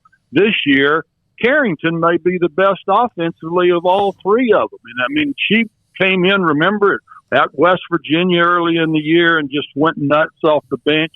I like the spark she gives them. I'm no most people I hear folks talking about, why in the world doesn't she start Carrington? Well, she's doing pretty good using her the way she is, and I just think she's terrific. Here's what Smokey, what you got to remember. These transfers that Kim Mulkey has started taking, they're all from like programs. They were all from winning Power 5, very good women's programs. And with Carrington this year coming from Stanford, she expects to win. And she is really, really a student of the game. You know, one thing that Dejanay Carrington, a move that you don't see very much or very successful in women's basketball, is when a player drives the baseline, most often and more often than not, it's going to be a charge. It's not, they don't control the body as well, although she seems to have the ability with athleticism and explosiveness to be able to go straight up rather than at and draw or get herself in foul trouble with that move. You're a pretty good scout, Smokey. I never told you that before. That's pretty impressive, man. You're right on target. I tell you, that move she made yesterday when I thought she made that drive straight, what I call a straight line drive down the side of the paint and did that quick spin move back to her left to avoid a charge and got the scoop off the hoop. I mean, that was phenomenal. But she's got great body control. I just think she's good. And you mentioned Moon Urson a while ago. I've never been happier for an athlete in my life to see what she has become and how much she means for this team. And it's so cool for the fans. You know, a large majority of the Lady Bear fans, like myself, are a little older, and we just all love Moon since the day we got there. And everybody loves to holler, Moon, Moon, and now it's really meaning something. And she's just been a great starter for this team. She's at her best in that first quarter. Like yesterday, she had 11 points in the first 10 minutes of that game. But you mentioned it was kind of a setback yesterday. I'm not sure I agree with that, because anytime you can lose one of your big, strong inside players like Egbo due to foul trouble, and she was playing great until she got that third foul. She was defending good on the perimeter. But anyway, to be able to come back and beat a team that's been playing like Oklahoma has on their home court, that showed me something. I thought that was really a real plus yesterday for the Lady Bears to win at a place that they could have very easily lost. Yeah, no, it's a great point, because they had just beaten West Virginia on the road, and I remember when I shared that. Beat Iowa State. Yeah, absolutely. Now, I've got a problem. I just was told, Paula just informed me, and we like Jim Haller. We love Jim Haller, he and Judy. I have never known this. You went to Sam Houston State? Yeah, my high school coach was the coach there. We won the state championship in high school at Dallas Thomas Jefferson. He became the head coach there, and I went there and played for him. And then, and I'm sure you're not going to like this, I even have a master's degree from Texas A&M. I mean, yeah, Jim, you know I'm cool with that. I was a student, a graduate assistant for Shelby Metcalf. Wow, one of the great experiences of my life. But anyway, yeah, I've got a Bearcat degree, man. Yeah, You're from Stephen F. Austin, and I love the Lumberjacks. I tell you what, we talk about getting to go places to do games, and I love going to Nacogdoches. Those people over there are so gracious, and I was there last year doing a game right after Stephen F. Austin had beat Duke at Duke, and I've never seen a reception for a team like I saw that night there in Nacogdoches. It was pretty darn cool. I have a great memory of that. Hey, man, Jim, we love you, man. Appreciate your time as always. Great stuff. All right, good to talk to all of you. Jim Take Haller. care. Jim Bye-bye. Haller, he is a bowl full of energy, right? Oh, yeah. I mean, he is filled with energy. Love hearing his analysis of the Baylor men and women's basketball teams. I honestly, and basketball in general. I honestly think we should just do a series. Of course, it'd be more interesting. It's interesting anyway, but he could do it for Texas A&M, where he could tell Shelby Metcalf stories. I had lunch with him one time, my dad and I, and he told us Shelby Metcalf stories, and I couldn't breathe. I was laughing so hard. He might be a Phil Bennett of basketball. He might be, that personality with all the stories, the recruiting stories, of course, whatever he did to get Vinnie Johnson. So many stories about that in itself. All right, so thanks to Jim Howler. A couple of things we got to get to, a couple of paper notes. Craig's got a note about the Carolina Panthers. You want to do that now or in the next segment? We can do it in the next segment. All That's right, fine. come back with a few things. I got some paperwork on some other stuff going on. We got a final tally on the poll about who would win a three-point shooting contest. The current Baylor guards are Brady Heslip, and believe me, it was a landslide. So I have that among some other things as well. Look back at the weekend. Tarleton State, we had, Todd Whitten on a week ago? Mm-hmm. They played New Mexico State. We'll tell you how they did and more. And by the way, Baylor baseball did fall this afternoon officially. You had been updating that score, but they did fall this afternoon. Let's see, final was 4-2? No, it was higher than that. No, it was 7-4. 7-4. It's a disappointing start. 2 games in the road. 3 games, 2 out of 3. Of course, it's kind of a makeshift schedule after their series was wiped out against, who was it supposed to be? Jacksonville State or someone like that. That was supposed to be here, and then they get started. Like, could you imagine getting ready to play your home game, open the season, and the Rio Grande Valley ain't close. Yeah, I know, go down there, you lose that game. That second game yesterday may have led to what you did today. You can't let one loss equal 2, and that might have happened as well. And UT Rio Grande Valley might be pretty good. Who knows? I don't know. When their basketball team's playing who they play, they're building an athletic department. I'd never heard of them much before. Of course, the changes in names with UT and A&M, various contingencies. This is SicEm365 Radio. All right, what do we have, Paul? Petty Clinic, LowT.com. Dr. Kent Petty. If you are not feeling the same, and you're getting older, and I'm not talking about most of anyone in the 20s or even most in their 30s, but as you get a little bit older, you start to have things, father time takes over, and your body just isn't the same. And sometimes it's just the wear and tear of your body, but also sometimes, by the way, it is because your testosterone level starts to drop. It's part of, bodies all react differently. And so Dr. Kent Petty can help you out, or at least try to help you out. So go get tested. Go get your blood work. And how do you do that? Contact Petty Clinic Low T. Contact Dr. Kent Petty.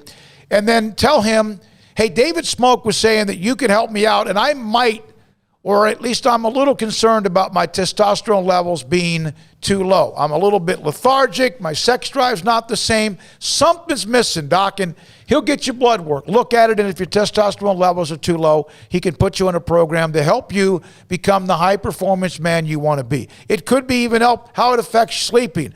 Obviously, I mentioned energy, your focus, your sex drive. It might not all be the same. It might just be some of those. 1 out of every 3 men have symptoms of low testosterone. He can help you out. Petty Clinic, LowT.com. With so many companies and policies out there, it gets so confusing shopping for insurance, and I never know if I'm getting the policy that's right for me. Luckily, I met the team at the Niche Group Insurance Agency. With the Niche Group, you can go to one company and get access to coverage options from many insurance carriers, and you get to speak to a real person about your specific coverage needs. With the Niche Group, I know I'm getting the right coverage at the right price. If you need insurance, talk to the experts at the Niche Group at 1-800-258-8302. In the market for a quality metal building? Since 1943, Pioneer Steel and Pipe has helped Central Texas residential and commercial customers with metal building design, panel options, building components, and trim options. Pioneer Steel and Pipe's residential line is energy efficient, offers low maintenance, reduces insurance payments, is impact resistant, and carries up to a 45-year limited warranty. In addition, they can also help you find a metal building contractor for your project. Pioneer Steel and Pipe with locations in Waco and Bryan and at pioneersboys.com.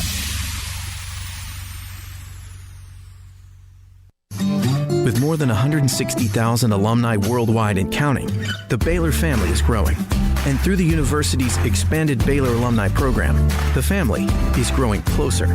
With hundreds of local volunteers planning events in cities and towns around the country, you can gather with fellow Bears no matter where you are. So, get connected, get something started, get involved, and make plans to get together with Baylor alumni. Visit us at baylor.edu/alumni. Riverbend Liquor and Wine has their easy-to-access drive-thru open and convenient and clean in-store location on the corner of Lakeshore Drive and North 19th Street in Waco. Riverbend Liquor has the best and most extensive variety of craft beer selections in Waco, and Balcones whiskey, including single malt, pot still, baby blue, rye, brimstone, and the all-new lineage in stock. Riverbend Liquor and Wine, family-owned and operated, and a hidden gem in Waco on Lakeshore Drive and 19th Street. And find out more on Facebook and Instagram.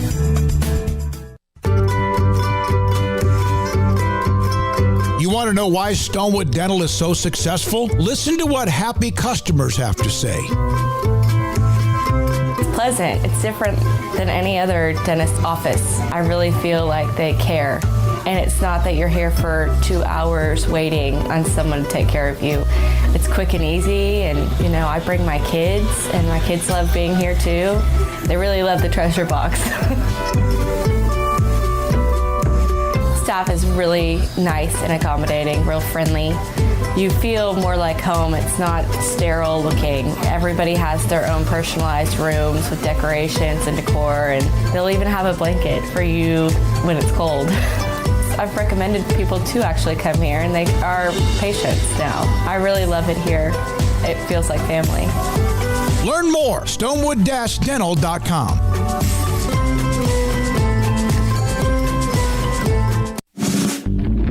Has the trucks, man, they have the one for you. Crew cab, short or long bed, silver, black or blue. Texas size selection, great prices too. Richard Carr, he has the truck for you.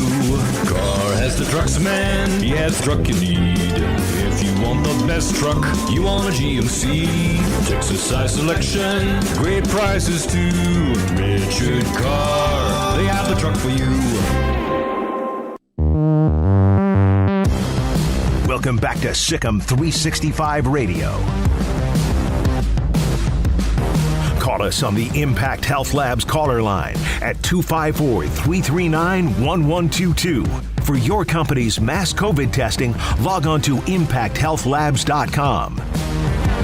All right, we had Todd Whitten, head football coach at Charleston State last week, 2 weeks ago, and they lost the first game to McNeese State at overtime. They beat New Mexico State 43-17 over the weekend, so they got their first win as an FCS school. So that was interesting. We didn't say a lot about this, and Craig's got a note about the Carolina Panthers. Kevin Curtis named Baylor's cornerbacks coach. This is somebody with connections to obviously the Big 12 and Texas Tech from West Texas, but also Dallas. He did a fantastic job with SMU. Brandon Stevens had 11 passes defensed in 2020, led American Athletic Conference, selected to play in the Collegiate Bowl. Also what he did with Brandon Crossley, who had 4 picks, I guess it was, 8th in the country in 2020. So there's some players that he has amazing connections to that might be playing on the next level. And G.J. Kinney is now, or is expected to be named the offensive coordinator at UCF. He has made the nice little run up the ladder. The former, his father, of course, at La Vega, but the former Baylor All-Southwest Conference linebacker. He's making a run, Paul. Hawaii, now UCF under Gus Malzahn. Yeah, GJ played at Canton and Gilmer. And Dallas Covenant, I think it was. Yeah, he moved around a little bit. There's no question. And so did his brother, too, from what I recall. Yeah. But, had a nice little career at Tulsa after transferring from Texas. Yeah, he did move around a lot, didn't he? 4 high schools, 2 colleges, and now he's a coach, so he's moving around all the time. But, no, I mean, he's about my same age. So I was following GJ, all throughout high school and what he was doing, and then was intrigued by what he was going to do in college. But good to see him kind of climbing up the ranks. And, if Gus Malzahn's eyeing you for offense, or UCF in general, they don't just – they're not going to bring in some ho-hum offensive coordinator, so they're expecting him to light up the scoreboard under Malzahn. So that's big time to be, handpicked by a guy of that caliber to come join his coaching staff. So that's good. On the Panthers, they announced that they have officially promoted former Baylor defensive line coach Frank Okam to defensive line coach. He had been an assistant line coach. He was one of the last guys to really kind of join Rule on that staff, and we were wondering what was going to happen to certain folks that didn't join him immediately, like the Phil Snows. Well, Okam did eventually, And now he's been promoted. So he's the new Panthers defensive line coach. So good for him. They also made mention in the article as well about Garrett McGuire once again. I think they had made mention of that maybe 3 or so weeks ago, but they did also point that out as well. So, Garrett McGuire, kind of like a G.J. Kinney, quarterback, son of a coach, a big background, good knowledge, and he's now beginning his coaching career slightly differently with this Panthers gig. But, good for Frank Okam. I always enjoyed talking to him and listening to him, and always felt like he had a very bright future in front of him. So that's a nice step up, a nice little promotion. In that three-point shooting contest, 67.5 people, 545 votes. And I only had it up for, I think it was 24 hours. Brady Heslop hammered everybody. 67.5%. Jared Butler, 22.4%. Davion Mitchell was third, and Maceo Teague fourth. If they can not even close. No, not even close. If they can ever get to a point where, we can all be around each other without having any worry, like, something that looks like normal, and they could ever do like one of those big like fan nights or something like that, a 3-point shooting contest with those guys mentioned, a couple would have to graduate obviously, but that would be like maybe even more fun than a dunk contest would be. Like I know they've done that in the past. So. I think so. And look, I would love to see even 31-year-old, 31, right? Brady Heslop. I'd even love to see 31-year-old Brady Heslop do that. I think let's get the whole gang in there. It would be fun. And Brady, I mean, he had that against Harvard and Albuquerque. I remember how that. Ridiculous. I know it was Harvard, but like Colorado was another one. Yeah, it's still hard to shoot threes. Yeah, and I mean the altitude damn near killed you and me in Albuquerque just going up to get water. No, Paul, that was what we did at night. But dehydrated. Yeah, but but he did well for Brady Heslop. I remember just him draining threes. Yeah, I think Colorado was pretty athletic team too. That'd be fun. Get Brady Heslop, get Pierre, get a couple of other guys in there, and if you have one of those big like season kickoff type of nights, like the Midnight Madness type of a thing. I know they've done that before years ago, but that would be fun to see Brady Heslop shooting threes in the Farrell Center once again. But yeah, that wasn't even a close contest. And I want to make mention that there's a little teasing going on that Baylor could have another commit coming down the pipeline. They're throwing out the GIFs. Like I just saw Justin Johnson, running backs coach, Juice. He's putting the palms rubbing together, and I saw a couple of others that were putting stuff out there. So that typically means they're aware of a new commit that will be coming in. They've had 2 obviously join the fold in the last 3 days, and you had the lengthy interview with Colton Price, who was one of the 2 that's now joined this class. So they're hitting a little bit of a stride, it looks like, and there's somebody else that we'll probably learn about maybe later on tonight or sometime, I would think, in at least the next few hours, maybe tomorrow. All right, a couple of other things. Today is the 41st anniversary of the Miracle on Ice. Do you believe in miracles from Al Michaels in the United States beating Russia in the unthinkable to get into the gold medal round 41 years ago today? One of the great calls in all-time history of sports. Is there anything like that could happen again for the Americans at least, you think? I don't know. Like, we don't, because, I mean, now... You have to know how dominant Russia was in hockey at the time. And they had to beat Finland, but you had to... That was... But it's also... We've so much out of the We've nowhere. become, the dominant when it comes to medals and all that stuff. But also there's not... I would say our big world rival right now is China, but we do business with them. I mean, we do tons of business with them, and they're our frenemy. China is, geopolitically, what was going on at the same time with Russia, we were doing business with Russia. Like, you couldn't go to Russia. War, yeah, I mean, like, we're in the Cold War. Like, they were the boogeyman. Like, everybody was afraid. You had to do, Smokey, I know you had to do these in school where you had to get under the desk in case there was a nuclear bomb, which was not going to do you much good. Or apparently the desks were very well constructed that we didn't know about. Make buildings out of the desk if that's the case. Yeah, so from a nuclear bomb.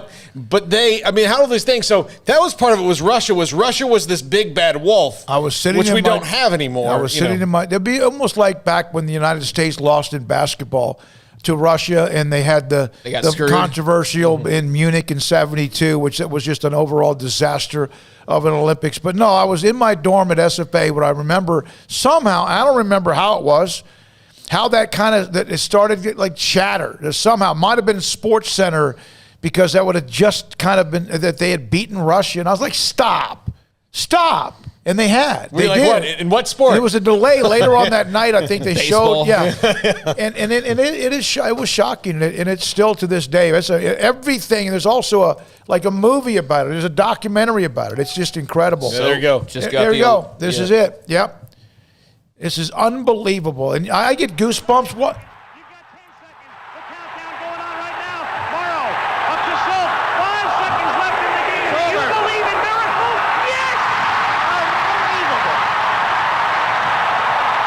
Got him? Hair standing up? Yeah. Just unthinkable. It was. Craig was the goalie, right? And the coach was a tough-minded guy. Herb Brooks. Herb Brooks. Yeah, Mike Aruzione's the one that had the big goal. And I can remember some of those names. I can't tell you who's on the U.S. hockey team right now, but that was amazing. And you can see Russia, they know they're going back to, Siberia. Yeah, pretty much. But and the emotions were amazing. And then they had to beat Finland. A lot of times everyone forgets that. They had to beat Finland, I think it was, to win the gold medal. By the way, Craig, it's come in. Yeah, I know. Baylor's announced they haven't announced, but the latest commit has come out, and they're going to the tight end once again. They had the tight end commit, what was that, yesterday? Early yesterday? Johnson, yeah. Yeah, with Johnson. So now making it a double dip. College Park tight end Cody Mladenka has become the newest commit for Baylor's 2022 class. So that's 5 now, and they were at 2 when we left the airwaves on Friday, I guess, or when was that announced, that third one? But they were at 2 for the longest, and now they've added 3 here in the last few days. So, yeah, Cody Mladenka, College Park tight end. So, clearly the tight end spot, an area of focus for Jeff Grimes, adding those 2. And plus you'll have Ben Sims has only got a year or 2 left. Yep. Gaffney's a freshman, right? Dabney. Yeah, I still like him, but he's a freshman. Yeah, I like him too, but I don't know, as far as what Grimes is looking to do, how much of a blocker Dabney is. He's clearly a receiving tight end, but not sure what the future holds for him. So, you do have a Dabney, but you're going to lose Henley. You're going to lose Sims, just to age here in the next year to 2. So, interested to see how they continue to sort of revamp that group. But that's 2 tight ends now added to this class, and typically on average you sign about 20 players, give or take a few. So that would mean that on paper right now they're about a quarter of the way through this 2022 class. Tight ends, if they are athletic, and Mladenka is at 6'5", 240, can become offensive linemen, tackles. They can become even defensive linemen. They could also be really, really good at playing tight end. I'll never forget, and Craig remembers this name, and Paul, you might remember the name. He's not from Central Texas, but his name was Brandon Pettigrew. He was a tight end during the time when now Legacy High School, it was Lee High School when Craig and Jennifer were going there. He came through the system, and I'll never forget the head coach, Mike Owens, say that one day he would be a starting tackle in the National Football League. He went to Oklahoma State. He was, and you could even see it in high school, if he got his hands on you, you were done. Blocking. And he ended up playing many years with the Lions in the NFL. I'm not sure if he went anywhere else, but he was really, really good. He was also a pretty good catcher, but a pass catcher. But he said he's going to be. He never did play offensive tackle in the NFL. A tight end? He was a tight end, which is basically the same thing as playing tackle. And I'll never forget how good he was. I mean, a tight end that's really good can be a game changer. I mean, you look at Kyle Pitts in Florida. They didn't have much outside of him, but they had enough just with him. And, he was a big part of the reason for – Trask's numbers and touchdowns and all of that. So the tight end position has been one that, Baylor has basically ignored for, ever since I've even been here practically. Jordan Ivor caught some balls, but that was about it. Trayvon Armstead never really got involved. He was mostly just a blocker. You had Laquan McGowan was a gadget, basically. He was a gimmick. And, we've seen little flashes here and there, I guess. Well, Niver was by far the best one of all of them, and that was when I first got here. That was 7 years ago, and it's not even close. And what Niver was not even a pass catcher, although he will tell you that he could. They didn't throw the ball to him that much. He was an offensive lineman that Art Briles had figured out a way to run picks and screens and all that with. That's how brilliant they used him. is they just moved him all to the field and had him run the same kind of blocking schemes he would if he was standing on the line. Well, we saw what Rule did. He used them as blockers because they had to have some help. So, yeah, again, I'm intrigued by, that's 2 tight ends now in the last couple of days they picked up. I wouldn't imagine that they would probably grab a third unless, one or 2 of these guys could potentially, move elsewhere like you said. So don't know what they have in mind exactly, but they are revamping that spot, obviously. So 2 tight ends in 2 days and 3 commits now in the last 3-4 days for Baylor. So it's been a really good time to follow along with recruiting, and you can find so much more information, and you get these text alerts so you know every time a new commit comes in if you go sign up for SicEm365.com's premium section right now. Yeah, and Grayson, of course, has been all over it, and we'll try to, again, Cody Ladenka is the tight end from College Park out of the Woodlands, 6'5", 240. I don't know, he's a first-team academic. A lot of his offers were like Rice, Air Force Academy, some highly decorated, I guess you could say, academic institutions as well. So we'll learn more about him. That's the latest information. Now, yesterday, Jackson State won in Deion Sanders' debut. Troy Aikman showed up. And I'm telling you, it was an emotion. Deion Sanders is about as much swag, dash, glitz and glamour, and confidence as anybody you'll ever know, right? But even when Aikman showed up walking onto the field from through the end zone, Deion, primetime, it got to him because Aikman was like the ultimate teammate, even though he was the star quarterback. There were so many guys around him that were a lot of glitz and glamour. He was just really steady. Deion basically had one of those hugs where you could see the shoulders almost shaking. Yeah, he was overwhelmed. It was a weird day, though. Because I think Aikman stole his wallet. I think that's who it was. It was Aikman that came in there and did that. I didn't see the story, the follow-up from Mike Fisher at Fish Sports, but you have to understand Cowboys history to fully understand how meaningful it is that Aikman showed up at Jackson State to support Coach Deion. Magnanimous is the word. Story and video to come. That was a big deal. Yeah, so they won the game, and I think they're going to win. I think he's going to win some games over there. Yeah. And because he's going to get some guys too. But then after the game, he comes and sits down and says, we had a great win, but somebody robbed the coach's office blind while they were at the game. Well, apparently it was just his, and it was his cell phone and his wallet that were robbed out of the locker room, and I don't believe, at least the last I had read, that anyone else was targeted, but I also do know from reading that this isn't the first time there's been some thefts, I guess, around Jackson State. A lot of people in the responses are like, well, welcome to Mississippi and welcome to Jackson State and this and that, but yeah, he wasn't happy about it, and I mean, when you got a new program like that and you got Aikman showing up and there's all this feel good and then you go into the post-game locker room and like somebody's, been in the coach's office. Like, can you imagine if that happened at like Alabama? Somebody stole Saban's cell phone and his wallet out of his office. How quickly would that person be dead? Yeah. Like within minutes. So yeah, not a great look for the university, and he had a right to be pissed. Yeah, and I saw, and I heard this earlier today, I guess maybe on an update, that maybe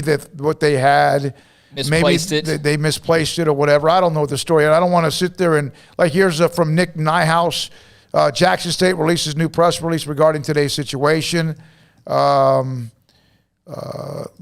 items were quickly recovered and returned while we consider an I don't know what happened, but the bottom line is it kind of overshadowed a moment for Deion. Baylor softball will open up their home schedule on Wednesday against UT Arlington. All right? Clayton Kershaw says he wants to still pitch. Is he will he be the 9th starting pitcher for the Dodgers, Paul? Did you even take into consideration? He's still not sure yet. Hey, that Top Golf event's coming up the 25th to the 28th at McLean Stadium. Here's a tennis note for Scotty B. Scotty B, right? Novak Djokovic won his 18th Grand Slam title yesterday. He's just 2 behind Nadal and Federer for all time with 20. Just a little note, he won the Australian Open. By the way, and Jared Butler's one of 5 names. I see you, Paul. Okay. 5 names on the Cousy Award finalist. The others are from Gonzaga, Illinois, Nova, and Cade Cunningham at Oklahoma State. So pretty cool there. When we come back, Paul's 5 at 5:55. This is SicEm365 Radio. Now, I got to tell you something about Dr. Steve Childress and Stonewood Dental. I was there this morning to get a root canal. For some reason, I don't know what happened, but on Thursday morning, I bit into an apple, and it felt like I had put my finger in a electrical outlet. It just reverberated pain up and down my body. So I dealt with it. Craig knows this because they saw me a lot on Thursday, and even Friday, I was like, okay, I'm not going to be able to do the show. I just figured out I'm going to do it. So I was just kind of getting Oragel and figuring out. So Friday after the show was over, and I didn't feel good. I mean, it was getting to the point where I was almost mentally exhausted. I called Steve Childress. He always told me, if you ever have something with your pain that's in your mouth, I don't care what time it is, call me. I text him. He called me immediately. I texted him about 6:30. I was in his office, at his dentist office, at 8:45 that night. He helped me get through the night, through the weekend, and then earlier today I went in bright and early before 7 o'clock and I had a root canal. And the work that he did on me and being there with customer service after hours, silly unbelievable. This guy is truly amazing at Stonewood Dental. I wanted to tell the story because he didn't have to do that. He did not have to do that. And that is what customer service is about. He always told me, what's your pain level? Normally it was like 7 or 8. He said, come see me. He met me at his office Friday night. I'll never forget it. Stonewood Dental and Dr. Steve Childress, he is amazing. If you have any dental work you need, small, large, or something that's very painful, it's Dr. Steve Childress and Stonewood Dental in Robinson. During the President's Day event, Allen Samuels has special pricing on a new 2021 Jeep Grand Cherokee Limited with values up to $3,250 or 0% for 72 months, plus $1,000 in combo cash. Or a 2021 Jeep Cherokee. The new Latitude Plus has up to $6,000 in total values or 0% interest for 72 months and $1,250 in combo cash. Allen Samuels award-winning customer service. The best place to find your next SUV. Located at 201 West Loop 340. Allen Samuels is your friend in the car business. See dealer for details. All offers have credit requirements.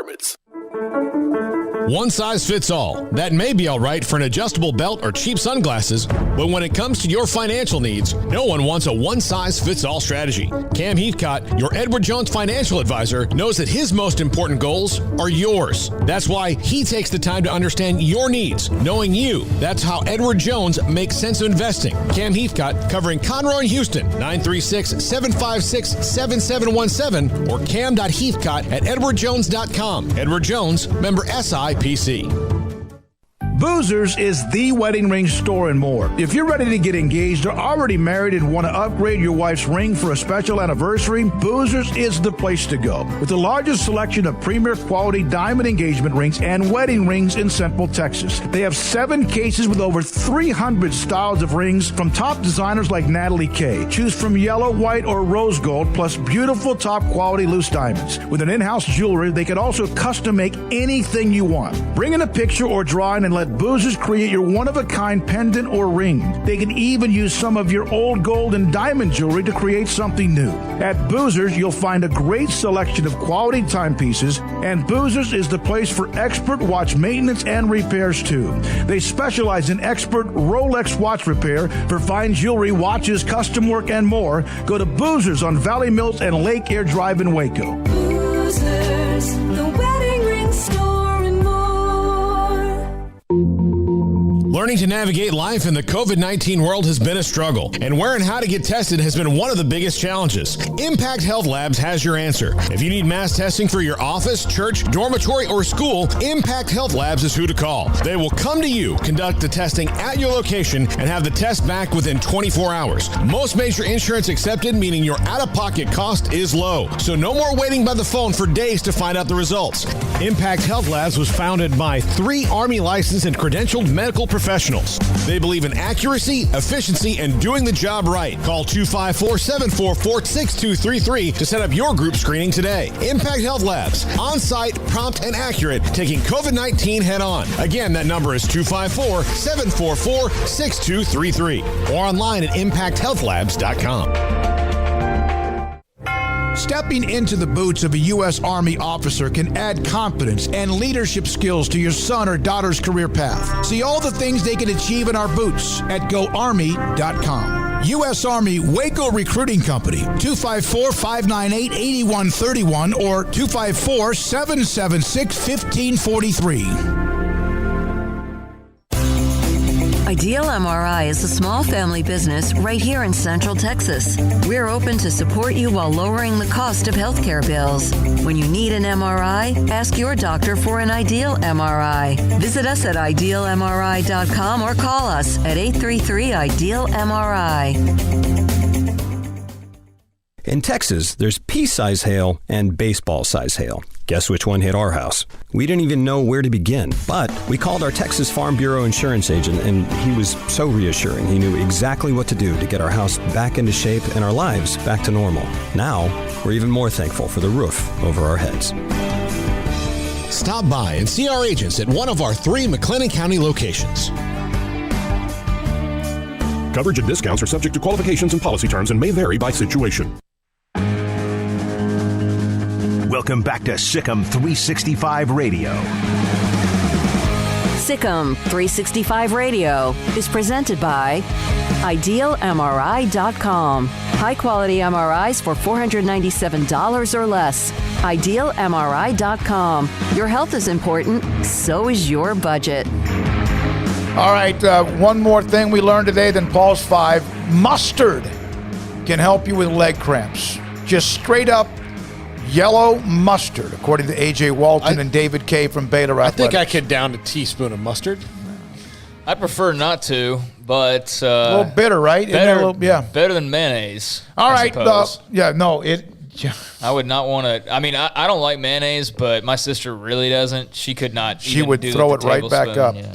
All right, Paul's 5 at 5:55. All right, top 5 worries in the Baylor men's basketball restart. Now, look, I don't have a lot of them, when it comes to this team. But when you break it down, the 5 things you're going to have to look for in these next, I would say 3 to 4 games while they get rolling. Number 5, how healthy are they coming off of COVID? Like, who's still a little sluggish? And like, one of the things is fatigue. If you've really got it, a lot of the things that we've heard about COVID is that the fatigue is the last thing to go. So if you really got COVID bad, how quickly can you shake off that fatigue that sets in and kind of follows you around? Number 4, and this might be the most important one. I kind of just put these in particular order, but conditioning. Like, how do you get back into basketball shape? 3 games in 6 days against, one team that's not very good, 2 teams that are really good, and then whatever comes around on the back end with everything else you've got to make up. So can you get back into that condition before the Big 12 tournament? Number 3, and so this is something you mentioned a lot. They were rolling. I mean, not just like, and I know they were undefeated, but like the way that they were playing, that is momentum that you cannot, like, you could not go to a wizard and ask him to cast a spell to give you better momentum than they had. They had such great momentum. They had just drilled Texas, but pushed a little bit into the second half, just a little bit, and then blew their doors off. And they were 17-0 and on fire. Yeah. Number 2, I would just say kind of continuity. Like, what's going on? Like, can you get that same, mental continuity that the team has? That start. I mean, they're not just going to, run out and grab it. It's probably going to take some time. But number 1, straight up and down, just rust. I mean, do you look like you've played basketball in the last couple of weeks? We don't know who's been practicing or how many have been practicing or how many together have been able to do any workouts whatsoever. And I thought that today's presser was, the fact that they're back. Scott Drew can, again, put lipstick on anything, right? Mm-hmm. But I thought it was a little bit of the note about how, when Mack Rhodes said more than not, and that they can't really tell us how many people are back, which means that there might not be all of them back. Well, no, I think it's very clear that not everybody's back. I think there's obviously some gamesmanship going on as well before tomorrow night. But, I think there is going to be some people out there monitoring Twitter, and about the time that warm-ups start, you're going to get, tweets from whoever on like, hey, so-and-so, so-and-so, and so-and-so's not dressed out tonight. I would assume we're going to get some of those, or we're going to get like, hey, everybody's back, and that would be a nice surprise. Well, an hour before, Scott Drew said today, an hour before the game, we're going to, David K. will send out the release. He did say that? Okay, I didn't hear that So, part. Yeah, he said an hour before the game. Okay. And I think part of that is just they got to make sure they might have some guys that may be healthy, but not back yet because you've got to clear the protocol. So you might call up and say, yeah, I feel great. And like, oh, well, we got to put a Q-tip in your nose and find out what's going on. Yeah, so, this stretch of 3 games, as you mentioned, this week, and then potentially 3 next week. I mean, I think by, the time they play was West Virginia and then have to turn around for that third game, it's going to be really interesting to see. Kansas, yeah. Yeah, to see where they are and then have to turn around and play another 2 to 3 games. It's like they're going to be well rested, but how, rusty are they? And then how worn out are they after having to play maybe 6 games in 2 weeks? Thanks to Scott Drew. Thanks to Jay Stedman. Thanks as well to Jim Howler. Thanks to Colton Price. As well, and also thanks to A.J. Walton, among many others, and Mike Dewey. For Armstrong Sims, as always, appreciate everything you do. Back at it again tomorrow, 11 to 2 up tempo. We're back at 3 for Craig and Paul. I'm David Smoak. Thank you for listening. Thank you for watching. Thank you for your support, and thanks to our amazing sponsors. This is SicEm365 Radio.